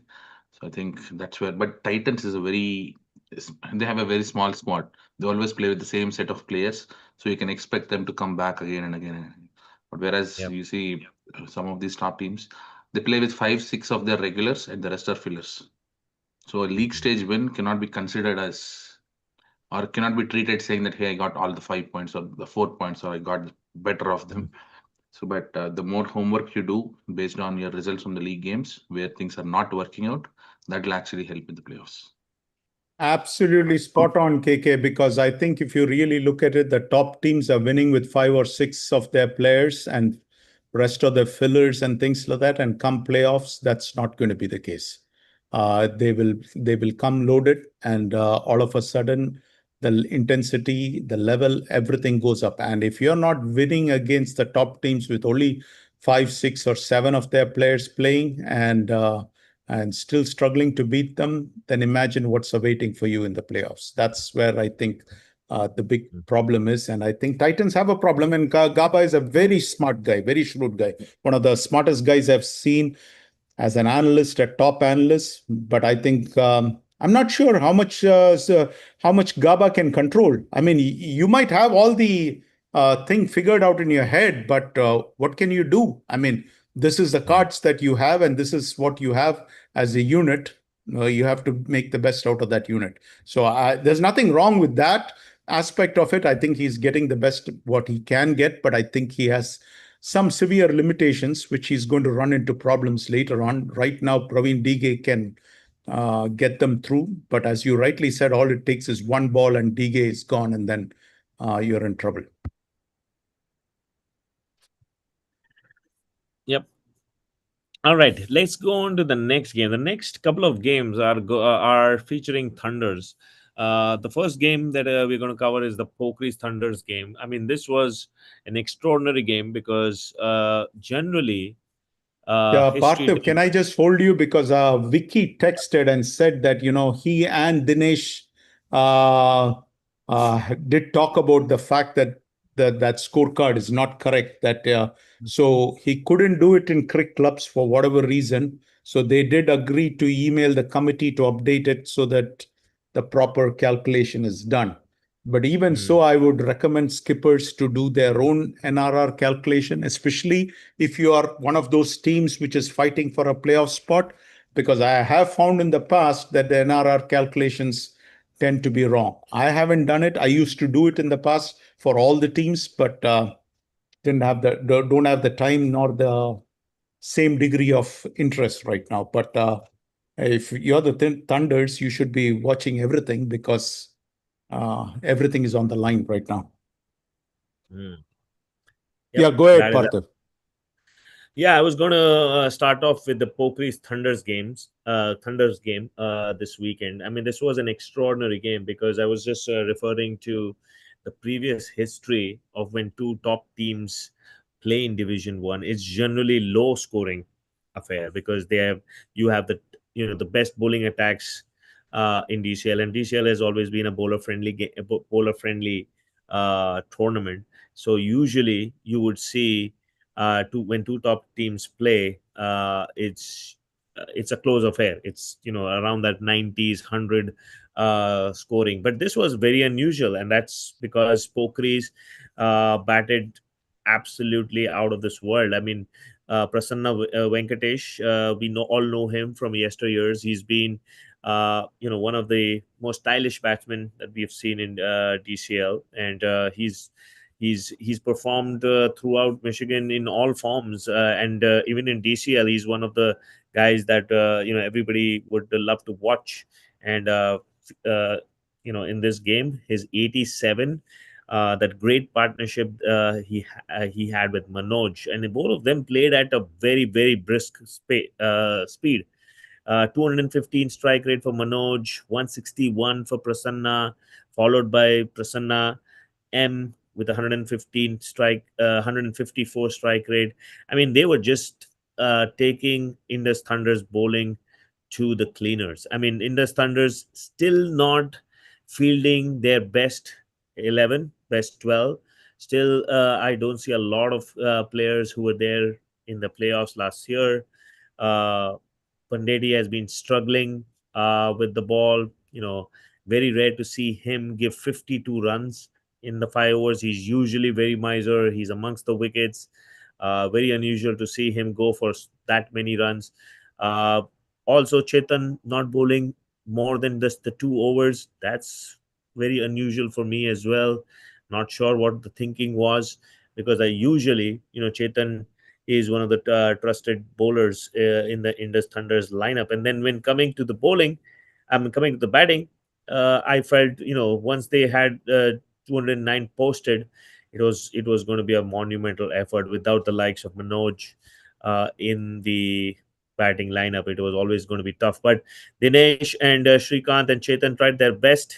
They scored that 107 in 16 overs before the thunderstorm and the rains hit. But Pokris were well ahead. So with this win, I know there was a kind of a clog in that group towards Pokris at the bottom towards the middle bottom of the table. But with this win, Pokris starts to kind of its ascendancy towards the top of the table. So great win for Pokris, especially against Thunders. You don't get those victories very often. So something to savor for. KK, you want Yes. to add something? Yeah, although the margin of victory shows 102, you see in the other picture which I sent, the par score was 143, which means Poker is won with 35 runs. It should reflect well on the net run rate.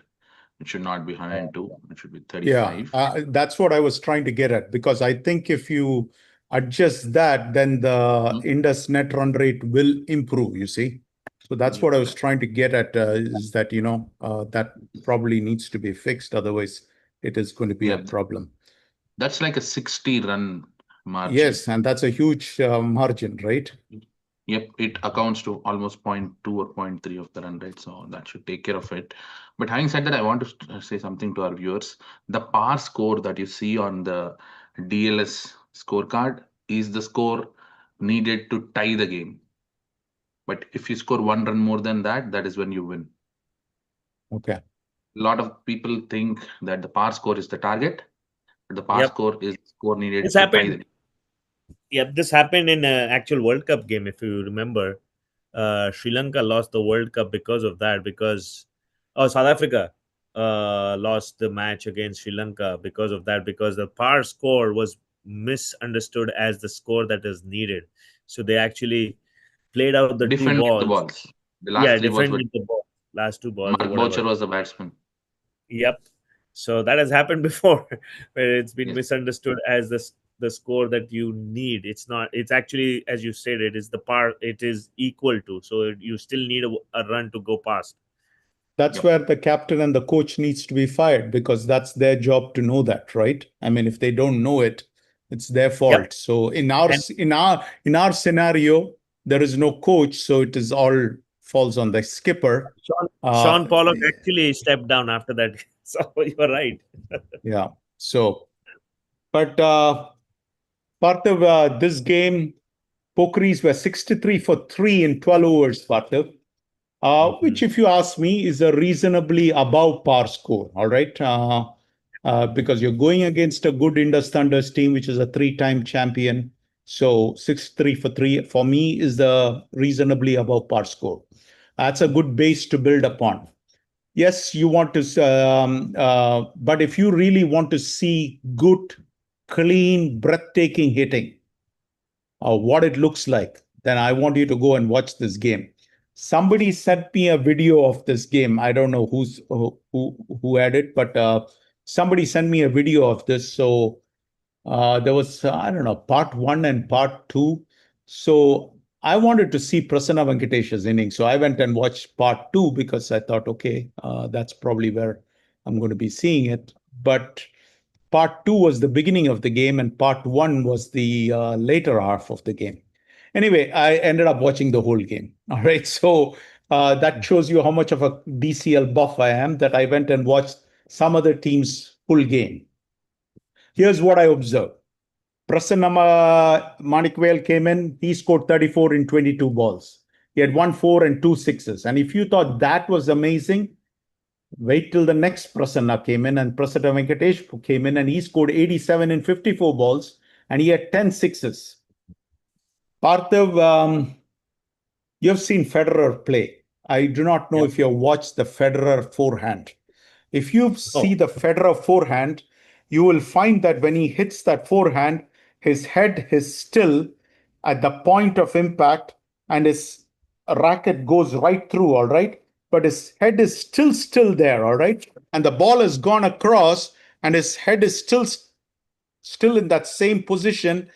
And then only when the other player is almost ready, this thing that he changes, because that much effort, that much compact is his shot, and he is eyes on the ball, not varying, not observing which way the ball is going, full intensity on just hitting that ball. Now, why did I bring that up? Because I want you to, if you go and watch that video, it is a class in seeing Prasanna Venkatesh bat. Prasanna Venkatesh, you'll find that there are at least 3 times or 4 times it happens. He hits a shot, Parthav. He's still looking down, all right? And the ball has left the bat and it is going towards the boundary. Now, what is the normal reaction? You start looking at the shot to admire it. No, there is no admiration, nothing. His head is still this thing, the ball is gone. He is that confident, the ball is gone. I mean, that was an eye opener for me, because it is only when you actually go and watch the video and intently see it, you really see the class of the batsman. I have seen Arjun Ajpani do the same thing in leather ball. Some of the videos I have seen hitting that shot. He is, I mean, you see Prasanna Venkatesh also do this a few times. Walk to the batsman and hit it.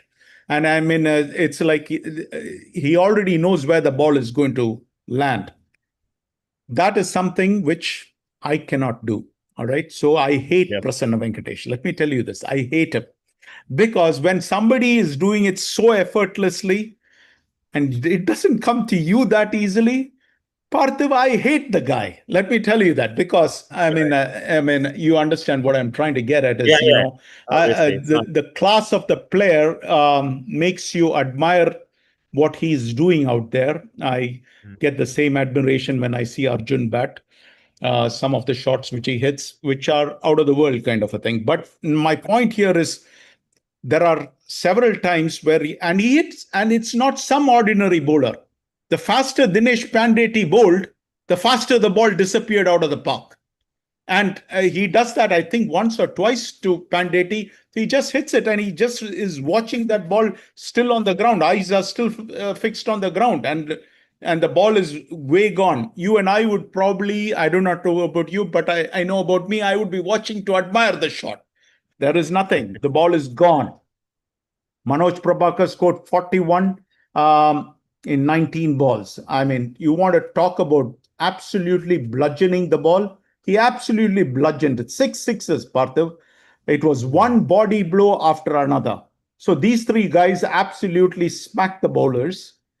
Now, if you ask me, Gopu was there at the game, and Gopu did his level best. All right. He knows what is on the line. And that's why I admire Gopu, because you know what? He's still injured and he's still out there trying to motivate the team. And he's, going out there to pump the team, and he's celebrating in the middle when a wicket falls. But once the Prasanna Venkatesh blitzkrieg took over, you will find that Gopu is completely silenced. There's nothing anybody could do. You just have to stand and admire and say that, oh God, it's been taken out of my hand. I mean, there's nothing much I can do. I mean, it was absolute carnage. Parthiv, Suyog Gupta, 3 overs, 36 runs, 1 wicket. That's in a DCL game, 12 runs and over. I mean, even in leather ball, 12 runs and over is amazing. All right. But when it is a DCL game, that is ridiculous. Abhi, 1 over, 11 runs. Dinesh Pandeti, 5 overs, 52 runs and 2 wickets. Between the 3 of them, they bowled 9 overs, Parthiv, and gave 99 runs and picked 3 wickets. Now, if you are going to bowl 9 overs and give 99 runs and pick 3 wickets, I can assure you, you will hardly ever win a DCL game. And that's where the problem is. But Parthiv, this game had a lot of effortless shots. Prasanna Venkatesh hit some effortless shots. But you know what? Another guy hit a very effortless shot. And again, you have to watch the video. I think Pandeti is bowling the wrong length, especially to somebody like Vignesh. You'll go and watch this. Pandeti is drifting down the middle and leg. And this is something Pandeti has to fix, because if he doesn't fix it, the good DCL batsmen are going to pick him apart. And if you really go and look at Dinesh Pandeti's figures, he's not getting the job done. He might be the skipper, but he's not bowling the ball in the right places. If he has to pick anything up, all he has to do is go and watch Rahul Shivpuje bowl. He's bowling the ball all in the right figures. Of course, in this game, even Rahul got hit, but at least it is bowling in the. But here is the problem, Parthav. He's bowling on a middle and leg line, and Vignesh is standing up, and it is coming. The ball is bouncing nice and easy, right up to his what is it, waist height. And you know what? Vignesh is just standing there and just effortlessly flicking it, and it's going for two. I mean, I saw the shot and I was like, I hate Vignesh too, because I can't hit those kind of shots. And I hate Vignesh, I hate Prasanna Venkatesh. These guys are making it look a little too effortless, and that's not fair.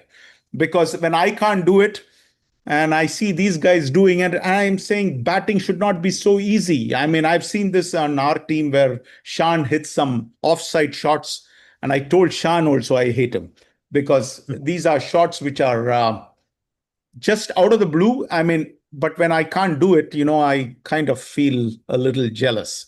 And I feel that, you know what, it's not fair that God has given a lot of talent to some of these people, which some mere mortals like us do not have, or at least I do not have. So I appreciate what they give out there. It was a treat to the eyes. I mean, there were 2 shots or 3 shots which Vignesh sent, all from Pandeti, coming nice and easy. He doesn't even have to move, just flicks it. It's effortlessly goes for 2 runs. It was an absolute treat to watch. I enjoyed watching the game. I like seeing good batting. And sure enough, both these guys gave me a pleasing Federer-like performance. But when you play that effortlessly, it makes it a joy to watch. So even though it was a pokeries game, I ended up watching the whole video, and it was a treat. Let's say it was a treat. It was a class act by them. Completely outplayed the Thunders. I think the Thunders have some serious work to do. I did want to ask this question: Is Thunders is in trouble? But we are going to get to that question when we discuss that 5-point issue. You see, but congrats to I Pokeries think, and yeah, hard luck to Thunders. yeah, absolutely. And I think I was getting on to that one. I think last week you had mentioned about Thunders being in a difficult position, both Pokeries and Thunders. I think we were contemplating if one of them will miss the playoffs. But with the recent controversial decision made by the TCL committee of awarding the game to Stingers, that doesn't help Thunders at all. Yes, they got a win earlier this week against Legends. I think that helps. Didn't they beat But Knocker? I thought they beat Knockers, Knockers. not Legend. I'm sorry, Yeah. I misspoke. Yeah, against Knockers. Yes, that helps. But truly, I think those 5 points against Stingers might end up really costly for Thunder. So I wanted to ask you two gentlemen about this decision which was being made. And I know there have been a lot of opinions flying, and a lot of people have talked about this of whether it was the right call. First of all, I would love to start off with the issue. I think a lot of people might not know the issue in the first place, and I know a lot of people were commenting on the in the community. So if one of you guys can talk about the actual issue of what happened, and then what's the rule, and then we can go into the decision, and how it impacts the league, the season, and Thunders. KK, I'll KK let or you drive. PK? You know more about the everything which is going on than any of us. So you I fill mean, us in. I can say the same about you, but I'll tell you what I know. If there are any corrections, our viewers can correct it here. But now, Stingers are playing Thunders, and at the start of the game, as I was told, when Indus is trying to select the 12th player's name is not coming up, and Mm. then the captain chose to select Ravi Ganta's name in place of this player X. Now we'll get to player X, who is the actual 12th man. And then the fielder fielded for all the 25 overs. no objections from the opposition, and the Indus captain also failed to inform the umpire about it. Right now, when it comes to Indus batting, they played the game, right, and then the game is concluded, and Indus won the game. After which the Stingers captain sent out a note saying that a wrong player played under a wrong name. But the Hmm. way I see it is there are 12 players from Indus team, 12 players from Stingers who played against each other. Indus won the game on the field. Yes, the player X is not on the roster, not on the scorecard, did not sign the waiver, but that is captain's fault. And you Hmm. do not punish an entire team of 30 players for and let their season go to waste for a mistake committed by captain. The game is played on the field and it is won fair and square by Indus. There should be penalties, wait, because that is how, at least when I was part of it, Parthib, you were on the committee. Yep. I always said, hey, if there are any disciplinary issues, if teams do not follow the rules, Yep. it could be. I always went for umpiring assignments because that is Yep. something, you're doing, say, two umpiring assignments. You'll get to know, Correct. okay, I need to follow the rules next time. I don't want to skip those, Hmm. right? I So was just I telling always, you about yeah, it who went yeah. online. Yep. Yep, pushed for umpiring assignments, and if it is severe offense, which is already mentioned in the rule book or the fines document, then the fines are also included, Hmm. right? Yep. Similar to the other day, when there is another player suspension that came out, I think 2 weeks back. You know, Hmm. I was talking to someone this last weekend who was witness to that.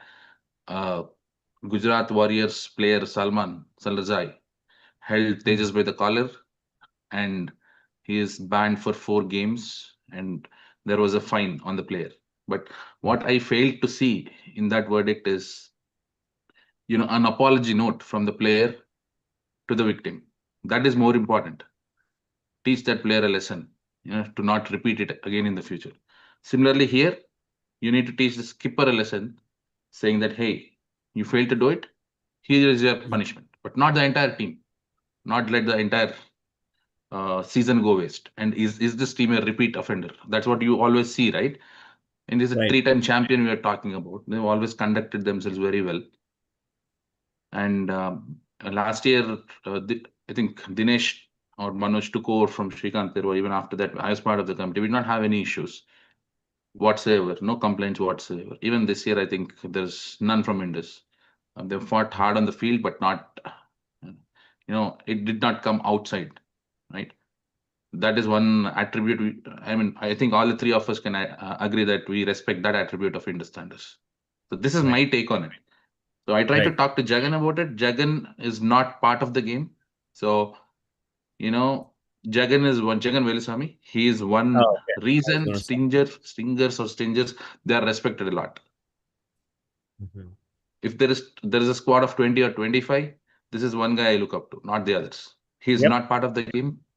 He said, I cannot comment when I'm not part of the game. I don't have the first-hand information. Right? Hmm. So that's unfortunate, but that is where it stands, as far as I know. Hmm.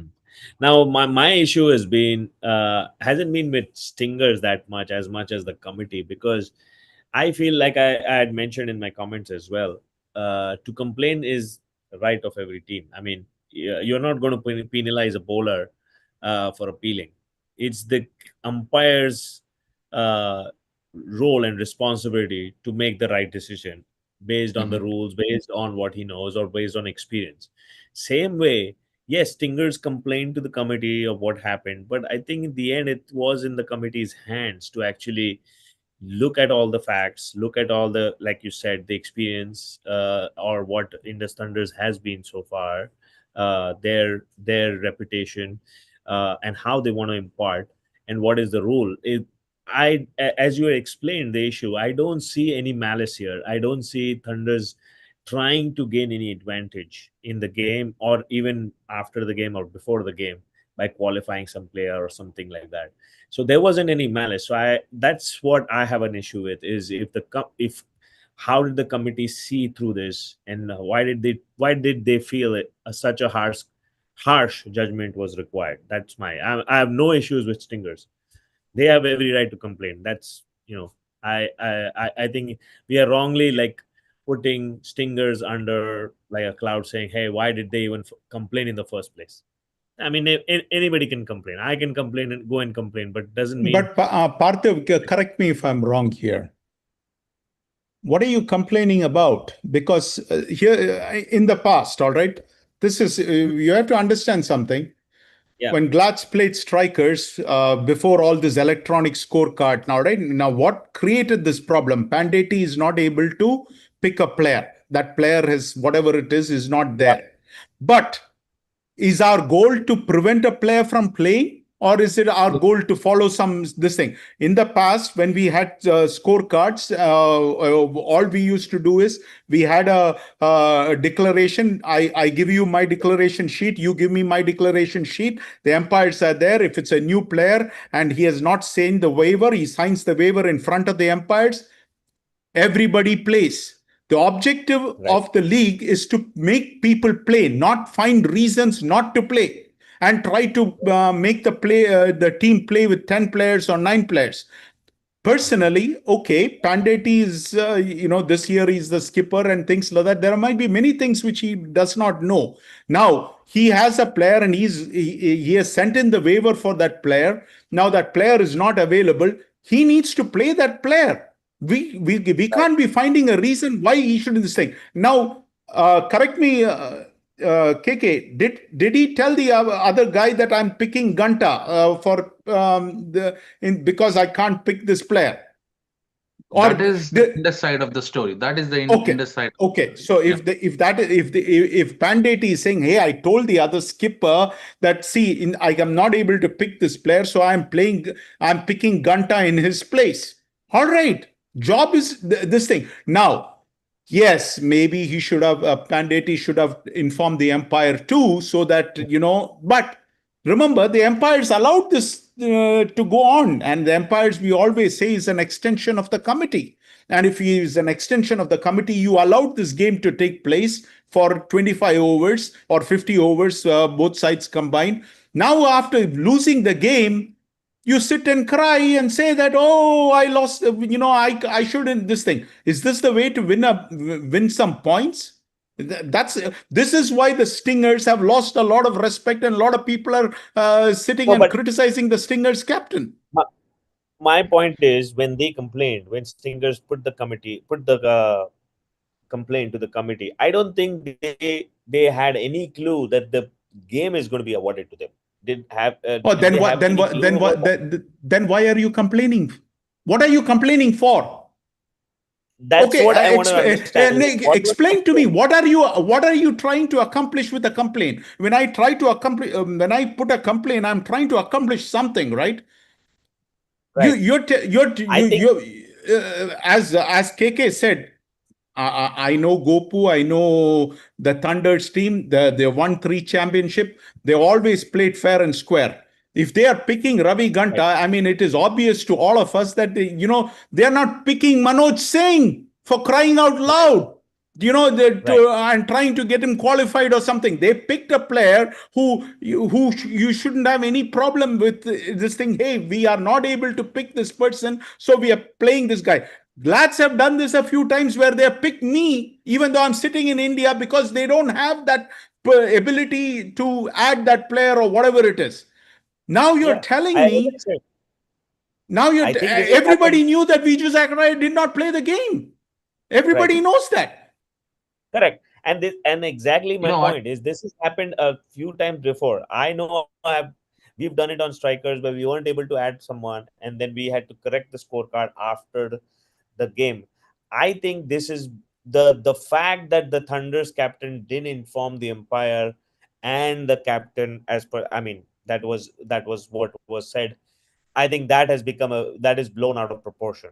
Uh, yes, he might have forgotten to inform, but again, you are again taking it to that point where you are almost putting Thunders under the investigation that they did it on purpose. They did inform because they had some other uh, you know devious plans in play, but it was actually just that he wasn't able to select it because of whatever the technology affords, and he just didn't inform the umpire, or didn't feel the need to inform the umpire because he'd already informed the captain. So it was just a scorecard error which was totally blown out of proportion. But again, I want to really know as to, like you said, what was the intention of the complaint? Was the complaint as a way to seek points, or was the complaint as a way to just basically inform the committee that something like this that happened, and the committee had to investigate? Like, I'm not sure if Alagu act like, I would love to know from him if he knew that this complaint would result in points. We do not know the entire truth, but at least based on hearsay, when the game started, both of them agreed to it, but the So game did not go the way it is supposed to go. Right? There okay, I is have some disagreement updates between. here. Go ahead. Yes, please. This is from Sandeep Gopu. So let me read it out exactly as it has come. All right. Yeah. First, he talked about the Pokhari's Indus game. The only thing about the Pokhari's versus Indus game I felt was it was better to end the game in terms of completion instead of DL, because it was a treat to watch. And very rarely we see this kind of hitting in a DCL game. My good friend Ravi Narala was also there along with him to watch that game. All right. All right. So that Mm. is with regards to that. Now let's come to the real game. Definitely, Dinesh, as a captain, didn't inform umpires, but told the opposition captain, and Ravi Ganta, the player in question, told the umpire, Nag, I believe, I think Nag from Glads, I guess. And he did confirm through email to, which is Nag informed the email to committee too. But my question is, if a player is not part of the roster, and if he plays, then why can't the game be given to the opposition even before the game starts, instead of playing the whole game and then award the win and then file a complaint? Or umpire should say you should play with 10 instead. So neither of those things happened. I spoke to, and this is Gopu saying, I spoke to Jagan Konda about having a conference call with Dinesh, and we are trying to see if we can reopen the case. Now, this is exactly what I told in the group also, that I believe that the case is being reopened based on information which I got, because the empire has agreed that he was aware of the situation. So this is not some fraud which was deliberately done by the Indus Thunders team. Yes, Indus Thunders are, a big competitor for us. But I would like to see Indus Thunders get every opportunity. And if I, as a competitor, if I do not speak up, then, I mean, I'm not doing the right thing. So all I'm saying is Indus Thunders have played this league for a long time. And we just cannot allow this situation to go in a direction where a team just complains after losing a game. After you lost the game is over, done. If you want to fix something, fix it the next season, or fix it in the playoffs, whatever it is, you see. But that's what it is. And I think most of our teams know this, and we understand that this is not something which is Vijay is frozen. Bro, did we? But I got his emotions. I think I can finish. I can finish where he started. Basically, Yeah. I think we Dinesh all echo the has- same. Yep.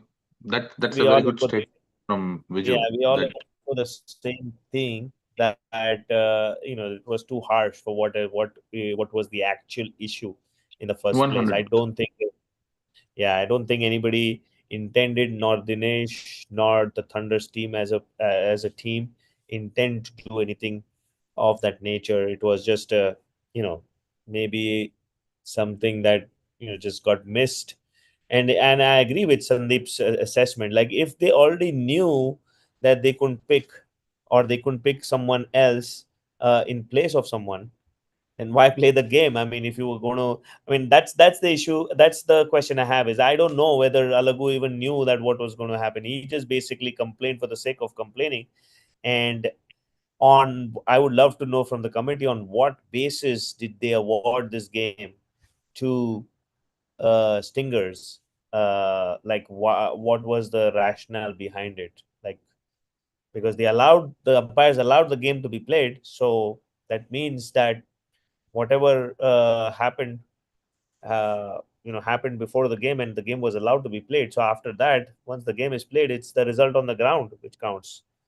If you have to fine the captain for whatever negligence, you could do that in multiple ways. You could, Nice. but not the team. Not the entire team in the season, right? Yeah, correct. All right. I hope. I mean, and as I was telling Viju also, I think the committee has set two dangerous precedences now. One, I think, is that never before. I mean, I think Viju mentioned once before it has happened that a team has been docked of points, but that was a whole different issue altogether. It was actually a big issue of somebody playing for two different teams under two Yep. different names. But never before this has happened. So they have suddenly opened this can of worms, and now teams are going to try to appeal after the game has been done to try to change the result of the game, which I don't think should ever be allowed. Fines are okay, penalties are okay, bans are okay if you have to, but no, don't take the victory out of a team of 15, 20 squad members. And secondly, I think now going back to reversing the decision, now that they've made a decision, if they now reopen the case, then again for another precedent sets up is like never before. I don't think we have a situation where the committee is challenged by the decision and then has to re-review or whatever the decision again. So again, you're opening up too many things which now people are going Yeah. to be aware of and take advantage of. See, Pardeep, in this case, if there is new evidence that came to light, like now the umpire is saying that he has been informed, Yeah, right? In such that's yeah, cases, that's what I was what you need to do is, yes, we all do mistakes. What if the right. committee did a mistake That's here? fair. Yep, There is time to correct it. It's not like, the correct. players have already started and some other team qualified, right? So you still Right, have time to correct it. Yeah, just correct it. Be the bigger guy. That's it. correct.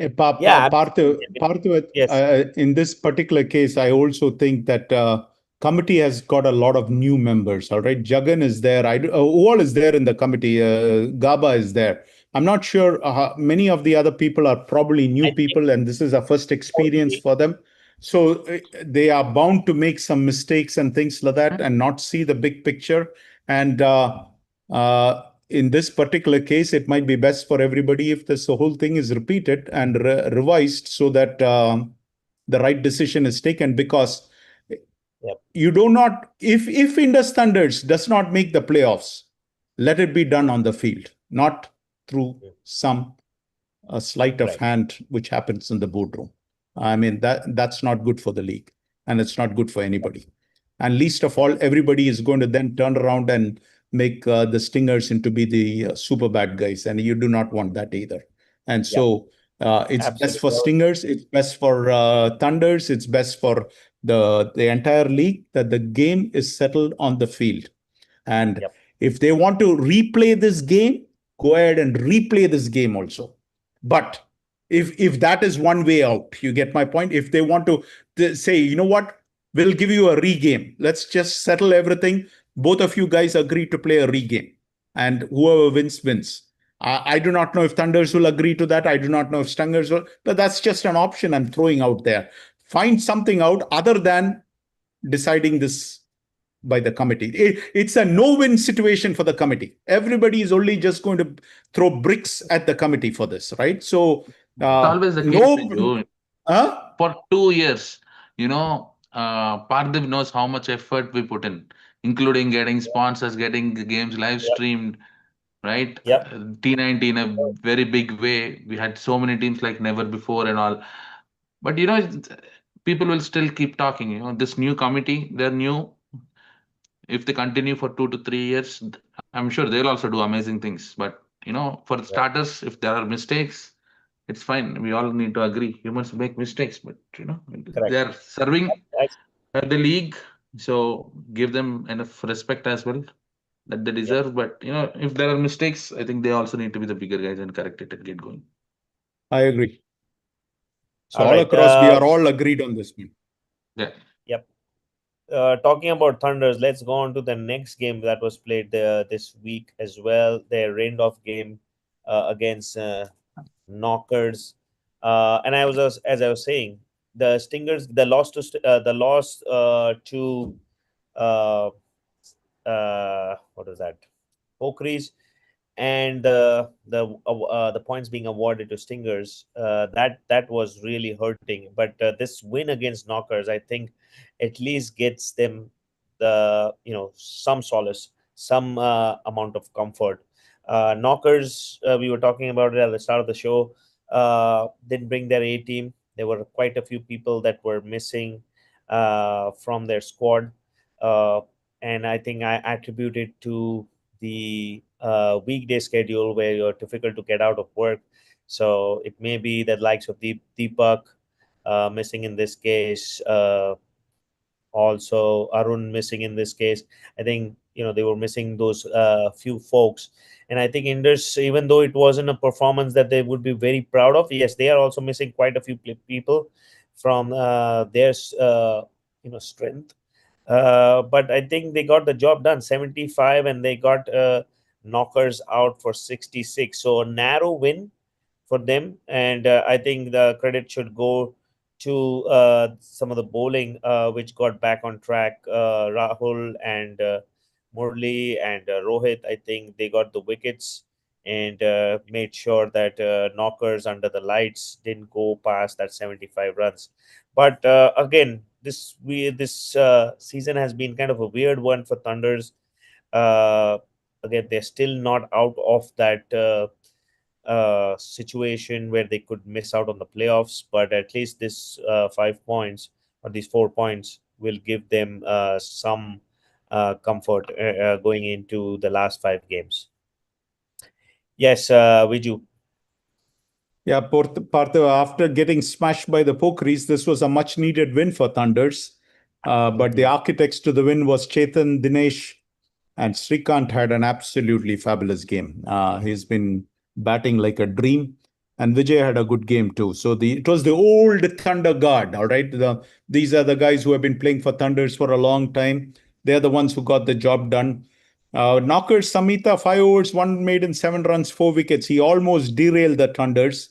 Prabhu also had a good game, 5 overs, 25 runs, and 4 wickets. But there was no Deepak, no Arun. So that is always going to be advantage Thunders. Again, as I said, there is no bite in Dinesh's bowling. And you can see that even in this game, in the previous game, he got taken to the cleaners. And this game also, it was not some superlative effort. It is others like Rahul and Murli and Rohit getting the job done. But I think Dinesh is not Sandeep Gopu, Partha. That's the problem for Dinesh. Sandeep Gopu will fight for everything. And Dinesh, this is what I heard. When he went for a committee meeting, he agreed to everything. Partha, all I know is if I was involved in a criminal case, I will never hire Dinesh as my attorney because I'm not going to win the case.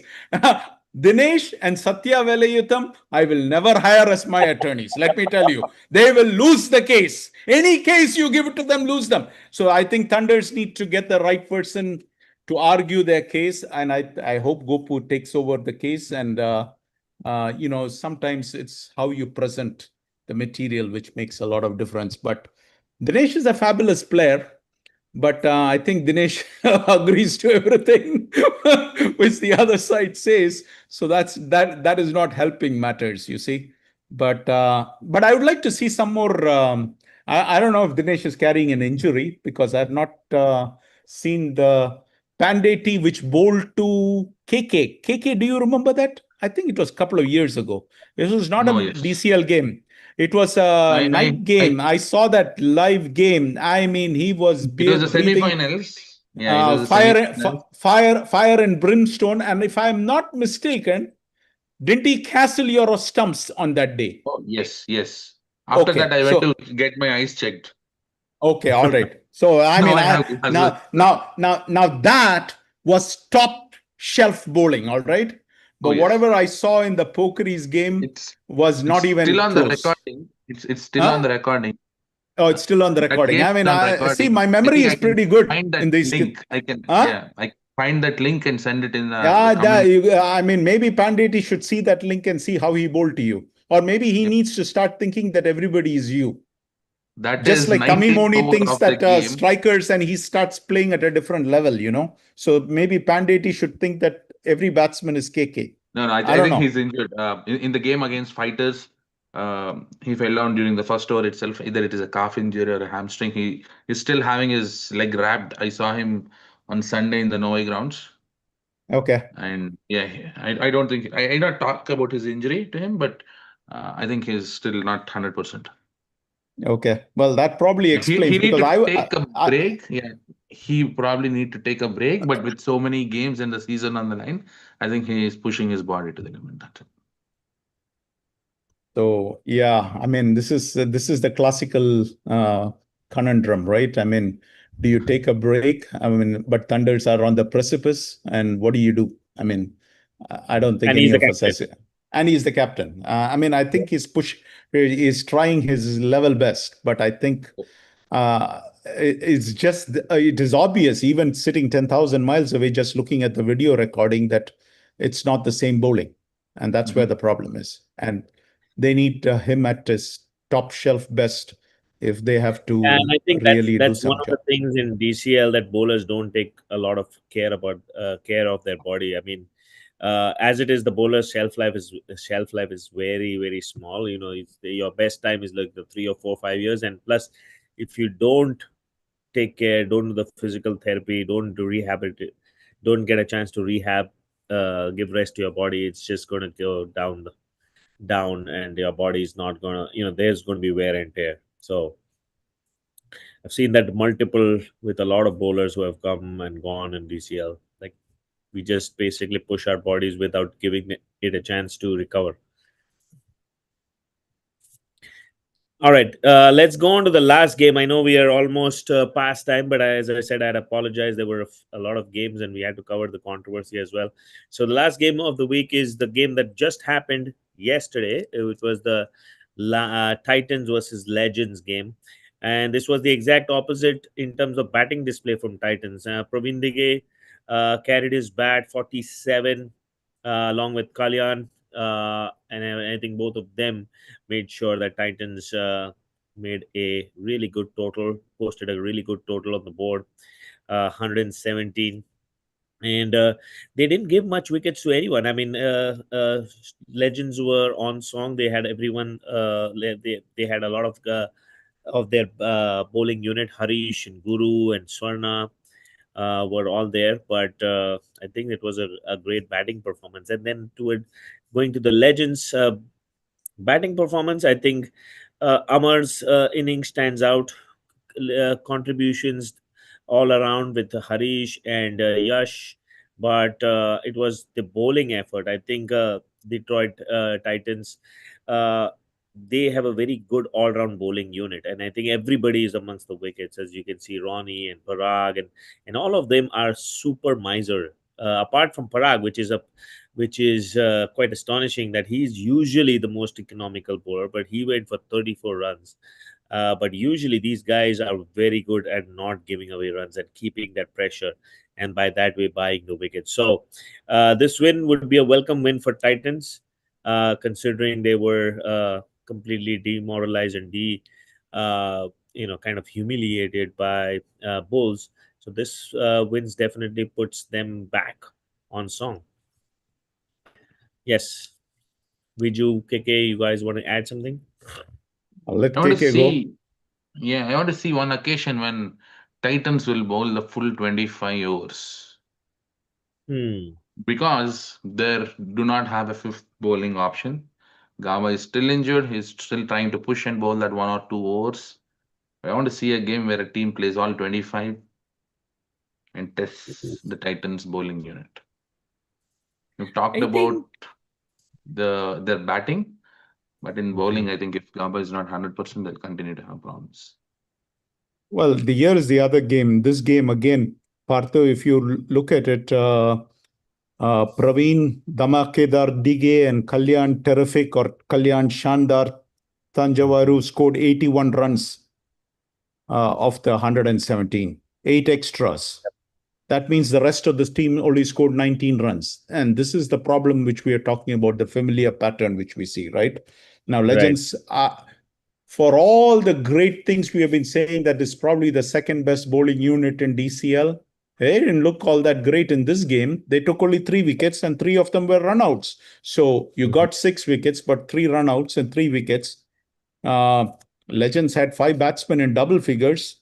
But if you really look at it, Kalyan had 5 overs, 16 runs, 3 wickets, and Amit 2 overs, 5 runs, and 2 wickets. And you're talking about the fifth bowler, KK. Maybe it is going to be Amrit Yadav. I do not know.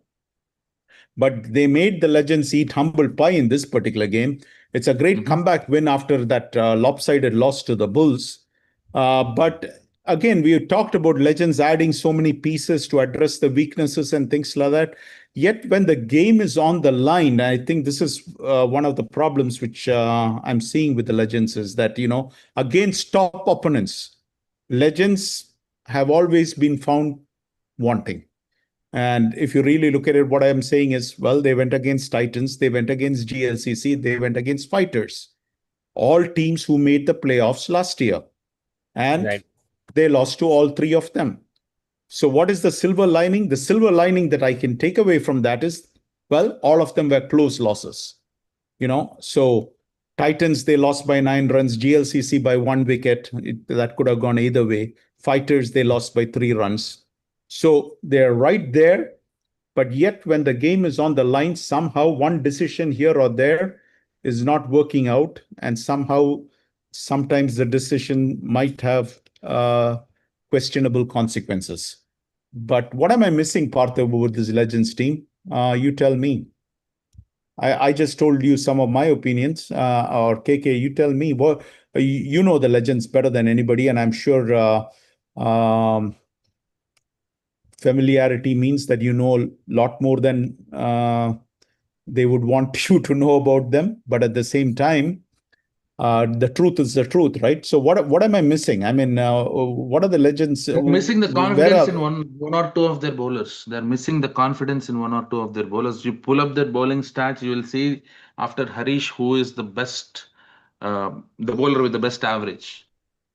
Both those bowlers, Chaitanya and Pratap, are not getting their full quotas, but the more expensive guys are getting it. So that also explains, because after Harish, in their top six, the best economical bowler is Sai Pratap. He's bowling at 3.27, picking a wicket every 13 balls, averaging at 7. Harish is averaging 5, but after that, Pratap is averaging 7. But Pratap gets to bowl only 11 But, overs in 4 games. Same thing with but they, and Bobili. they're missing, He had 5 games, bowled only 16 overs. In this last game, he bowled 1 over. but aren't they missing Nane still in this squad? Uh, I mean, I think for them, I do not know. Anana is not that serious into cricket. Has got other commitments, in yeah. life. So he'll play when he Hmm. wants to play. That's the case. So Hmm. yeah, it is the way I see it. I've played with both Pratap and Bobili. Bobili is fantastic. In one of the finals, he took a hat trick 5-4, but 16 overs in 5 games. Hmm. And in So both these games, are you about the saying playoff. by that this thing that Narne will not be in their playoff 11? Is that the implication? We never know. I mean, at least his commitment levels, right? I've not seen him because I thought he'll play at least one of these good games. He's not, but with time we'll see. But again, what I'm trying to get to is I think what I feel Legends are missing is a game changer. I think most of the top teams have a couple of game changers. Oh, I think Parthiv, they got the game changers in the form of who's that? Swarna Rahul and Amar, Rahul Amar right? is the golden boy, and then Amar, he I single know, but handed I don't out, think So I out of don't chance. think those two were the game changers who were supposed to be the game changers. Except And that then they have Swarna Harish. Rahul is not the game changer anymore, at least not this yeah, season. He yeah, was the game changer 2 seasons ago. But right, in this business, what happens, right? What have you done for me lately? right, That's what carries the correct. day. So Yeah, yeah, and I also they think have that's Harish, what. right? So they have too many good players. But again, if you go back to one or two games like our GLCC game, Pratap was bowling beautifully. I would say he picked up 3 wickets in 3 overs, and then he doesn't get another over. Okay, so then basically you're putting this that Ari Katla needs to up the decision-making capability, because I mean, if that's where Praveen the problem alone does is. the captaincy, I think he's fantastic. Oh, you're saying that there are too many inputs then. All right. But by himself, me and Praveen have a lot of chats together, right? Okay. Thinks really well. But when it Okay. gets to games, sometimes I think the decision making goes for a toss. Okay. All right. Yeah.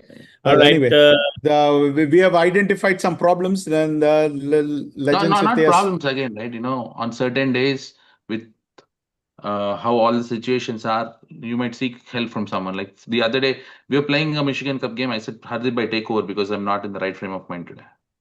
And he took over. It's nothing wrong. But again, when it comes to playoffs, I would say if Praveen is taking all the decisions, Legends will go a long way. all right. So at least we are given some pointers. Whether legends care for it or not, it doesn't matter. I mean, that's our opinion, right? So we have expressed our opinions that Once. maybe they have to get their Yep. act in order. All right. All right. I think we're done with all the games. Let's go on to just a glance over the predictions. I won't go in a lot of the games, but just the main ones. Uh, United Raptors and Knockers. This is interesting that Knockers, it's pretty tight. It's 7-5 in favor of Raptors, 58% to 41%. This is a tight call right now. Early predictions right now, obviously, still have the entire week for the votes to come in.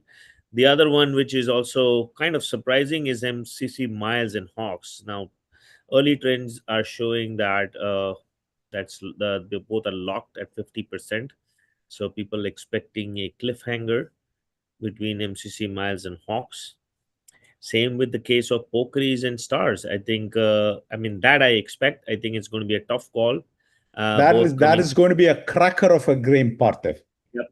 If it stays, I mean, if we see the same guys performing, I mean, both the teams have scored 200 plus runs last weekend. So it'll be a cracker to see Ravi Teja versus Prasanna Venkatesh if both of them are playing. Yeah, but here's the question. I think Ravi Teja will play the game. Prasanna Venkatesh is going to be a question mark. Hmm. That is going to be interesting to see who shows up. Unless Vignesh can do a mighty miracle and make Prasanna Venkatesh come and play this game. I do not Well, who know. knows? Maybe Yeah. Prasanna wants to play after this 90 Yeah. odd. I mean, who knows? He might be interested, saying, "Yeah, I might want to play now." when you're on song. And then closing out in in Division Two, Rebels versus the Racha Riders. Both are bottom rank teams, last and second last in their groups. So it's going to be an exciting game for them because it's between the two relatively equal weight teams. So those are some of the early trends. Other than that, everything else looks one-sided.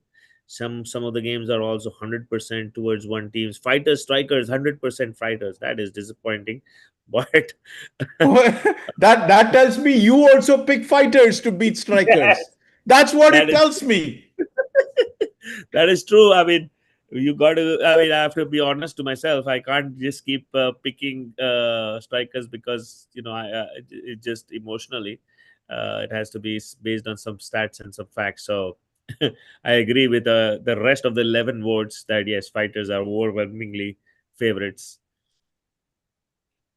All right, those are all the fantasy predictions. We unfortunately don't have our analyst prediction because Satya isn't there. But that's pretty much the You show know for. who's going to be the person who's most disappointed? Sheikh Mohammed, because he would have loved to see Gaba's predictions. And Yeah, if we are Go to not the results sharing, section. huh? Go to the prediction results section. Okay. Yeah, Prediction go to results, the. but that doesn't show. Yeah. Because No, it's yesterday, Vijay, there were three games happening. All okay. right. And I got 0 points in those three games. All Okay. the Oh, three games went the other way. Yeah. Okay. no. Now, if those three games, if Gaba might have predicted one You're wrong on your and tail. take all three right, Huh? then match Gaba. Yeah, I mean, our Oh, friend Chetan Tucker is using generative AI or something like that to catch up, and he is surprised that generative AI did not help him. Well, maybe well, he should. generative AI doesn't help in predictions. As Satya said, he needs dream AI. Dream AI if he wants to catch up. Let me tell you that. But And you know you what? need to put a new rule. You need to put a new rule. If an analyst is winning a particular year, he cannot win the next year. You take out the A from his name, or say that you're not getting the 250, play for the 100. That's true. All right. With that said, it's been a long week. A lot of games happened this weekend, but the season is all caught up with all the rain disrupted week games. So we are all caught up. All the games did happen on the weekdays, and this next week is going to be another great, exciting week. A lot of games. The Indus Thunder, the Pokri Stars game is a one to watch out for. Oh yeah. By the way, Uh, what did you guys pick for Pokeries versus Stars? I mean, for me, that's the game of the week, the showcase game of the let, week. let me see who I picked. I'm not sure, not sure right now who I picked. Where is it? What I time is the think. game? Oh, you're going to go that deep? Oh, you go to that level, is it? No wonder. No wonder I'm still lagging behind. Because No. if it is in the afternoon, then stars are going to take this and run away. Why? Because of the availability? Uh, Half the Pokerist team is playing the Noah Cup semis. Bro, why? Oh my God. Okay, what time is the game? I'm checking it. It's okay. Well, I'm looking upcoming matches 7:19. It's 12:45. There you go. Is Oh, Novai Cup like has financial incentive? No, Does it have any? it's a city conducted one. It's just the name that goes on that cup. Bro, I don't know why teams play so many cups and so many games. oh, so Anyways, yeah, who did you pick, I Parthiv? picked I picked stars. What about you, I think KK? even stars are going to miss out few of the players. Okay. Their players are also on. In the Novai Cup? Yeah, Uh, Okay. but So now yeah, it's but going to Hari has the come. resources. But Hari has the Yeah. resources. He can pull out He- few uh, uh, bundles. yeah. So so Who did you pick, KK? Stars keep versus on saying, Pokeries? I'll pick saying it everything. on Saturday at 1 a.m. Oh, Yeah. you'll pick up the Saturday at 1 a.m. Okay. Are you allowed to do that? All right, here is the news. Noah Cup semi-finals are moved to Saturday evening 6 p.m. So there is no conflict to DCL. Oh, see now, uh, so now all the advantage is gone out of the window. Oh. Now, if it is 12:45, Parankusa might have a problem only if there's a Mishka game going on at that Mm-hmm. time. Yeah, Yep, but Pokeries will have no problem. true. Well, Prasanna Venkatesh, I do not know. We'll see. But we'll see. anyway, Yeah. Who did you pick? Viju. I always pick Pokeries, but this time I pick stars. That's the level Uh, of confidence I have in the superstar Hari Parankusam. So I said, you know what? Hari Parankusam will do whatever it takes. If he has to stand on his head and climb Mount Himalaya, he'll do that. So based But on who that, needs this win more? huh? Which which team needs this win more? Both I teams think needed badly. Both teams needed badly, and yeah, both teams need it, but I think Pokris needs it more yeah, just to because be competitive. stars are way ahead on NRR. Yeah. Mm-hmm. And if Thunders get those 4 points, then Thunders will be at 20. Yeah. So Yep. Yeah, so I think the next 1 week we'll have a lot of interesting thing. By the time next week show rolls around, I think we'll have some sort of crystallization of what's going to happen. Yep. Cool. All right. All right. That's a wrap. Thanks, everyone. Talk to you guys Yep. later. Right. All right. All right. Sounds Bye. good. Thank you, Bye. guys. Good Good night. night.